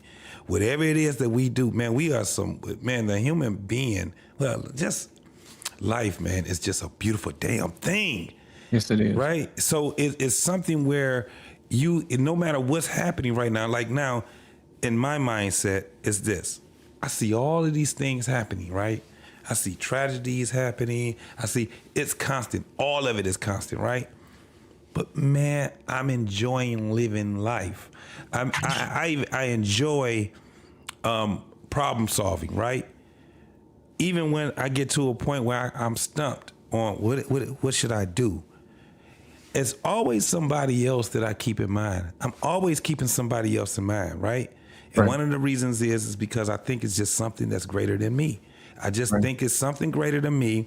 Therefore, that whatever it is that I do, and I've always, and I don't know if this came from the older way my grandmother and great grandparents thought, where when they say you put it in God's hand. Now, you hear people nowadays that just sit back and say, that's stupid to say, right? You have people that say, keep faith, and then you have other people that say, that's stupid. But in the most part, those things as a kid actually got me as an adult to say, no, they were onto something. They were definitely on, because I've done some things where I was just like, I don't know how this is about to end, but I'm just going to keep the faith, and I'm going to hope for the best, and I'm going to prepare for the worst. And sometimes I wasn't fully prepared for it, but guess what? I always got through it. Always got through it. So therefore, I'm like, my great-grandmother and my grandmother, they were on to something. Because I know that and there's been people that I've never expected to help me out, and they've done it. That's what the currency. We are the currency. I ended there. RP. You're on mute. You're on mute, bro. I get off it. Yeah. I don't have much more to say except that it's these complicated questions in terms of how we would kind of solve even our little sphere of the world. Right. I mean, there's some real world stuff going on now, and I think that the thing that I would agree with OG about is maybe not the apocalyptic thought about it, but there has been a change, and the change was really swift with this election. Oh yes, because the direction the country was going through, and I'm really surprised because with the powers that be, the justice system, the cops, the commercial enterprises, where we were being shut down if you had any kind of contrarian thought. The people said, you know what? This is not even just a racial thing. The only people who are behind in that thought is Black people. The number of us who got off the plantation is too small. And every other demographic understood that we could no longer live in a country where you got to worry about some asshole's pronouns. Right. And all that other kind of stuff. And people say, hey, I rebel against that. And the concern I have is that it exposed that black men and mostly black women are still lost. They're still lost, right? So when I did my little videos here, I think it's really meaningful that even if 100% of us would have voted for Kamala, she would have still lost. That means we're out of touch with what's going on, right? So I praised the 1.5 million black men and the 700,000 black women who said, you know what, this far, no further, but those numbers are not good enough. They're encouraging, but they're not good enough because we've got a whole bunch of people, generations of people. I'm not supposed to be saying this, right? Because I'm the kind of guy people blame this shit on, right? I'm a baby boomer, right? It's my fault. It's my fault that everybody's like this, right? We slept on the job, and we lost our way. Except for me, Payne, I understand what type of boomer you are, bro. So, yeah, I'm not the one that's gonna sit back because I remember I'm just saying that, but I think I there's get more boomers exactly like what me. you. But Yeah, I'm man. just saying. But you see, go ahead. Nancy Pelosi won't go. She's probably right. from the damn I've silent always, generation. and the only reason why I say it, except for me, because I've been living long enough to understand that. Looking, like I told you, I got an uncle, man. That's your age. Rest in peace. He's not no longer living, but he was. I just remember when he was, a teenager. I remember him at 10. I remember him at 10, 13, 14, 15 years old. And he's in the same generation as my father, which my father was he was like 27. You know what I'm saying? So when I hear you speak, and it just makes sense to me because I just understand what era of those boomers that you came from. I really understand it, bro. And so it's dope that you can come here and have these conversations with us. Let me just say this, and I'm because I know it's almost get late. But let me say this. When it comes down to us being able to be and have these conversations and then leave these conversations and be a tool out here in the world, I think this is what we actually need to have this so we can think. Like when I hear OG, J Speed, when I hear you, when I hear Translation, when I hear I hear Ghost, I hear everybody speak. This is what's crazy. I take everything that y'all say, man, my mind, it rolls that shit over for months. Like we can have a conversation today and I can go back to something that you said on another show. And it may not even be on this platform. And I remember what you said because you made me think about it. And you made me go over the things that I have to go over. One of the things that we are doing, and it's slowly doing, is that instead of us responding all the time and then responding with emotions, a lot of us are starting to reflect from what another person is saying because we're having conversations that we've never had on this magnitude. You've had people say it in their families and in their garages and basements and garages, but man, to have this being global the way it is and to hear other people's thoughts the way that we can do it now, it makes us think a lot more than what we've been thinking. And maybe I might be just optimistic of this. I think it's just a reset. I don't look at this as just being the end of the world. I think this is the end of the world as what we saw it as for 100, 200 years. And I think it's just something that's just changing over. But I think it's done gradually. I think it's just the end of the mindsets. That's how I look at it. I hope so. You know what? Here's the thing. The reason why I asked you guys that question is because I'm old enough to remember what this country looked like before they messed it up. You know what I'm saying? Our Payne can attest to this. Our Payne, when we were at our greatest, we were inventors. You know what I'm saying? Yeah. We had patents on things. You know what I'm saying? We came up with stuff. We used our minds. We stretched our creativity to be the best versions of ourselves. And what happened is when you take the money away from people, they kind of get used to doing the menial jobs. They kind of zaps the zest and the zeal from them, to do other things. So I want everybody to get back to being inventors, to get back to being thinkers. to get back to being creatives, because we're made in God's image. You see what I'm saying? If God is a creator and we're made in his image, that means we should be creators too. You see what I'm saying? Right. And I think a lot of times, man, when you get to the point where all you're doing is just surviving, you know, you're not operating in your operating system, as Mr. Bennett would say. You know what I'm saying? If he were here. So I do appreciate him for coming up, and I appreciate you guys for coming up. Before we leave, Peter, did you want to say anything, man, before we get up out of here? Yeah, a couple things. I think we're hitting to the point where the Bible said. I don't want to get too religious with it, but a lot of things that Bible says we're living in. I think we are going to see his second coming a lot sooner than we expected.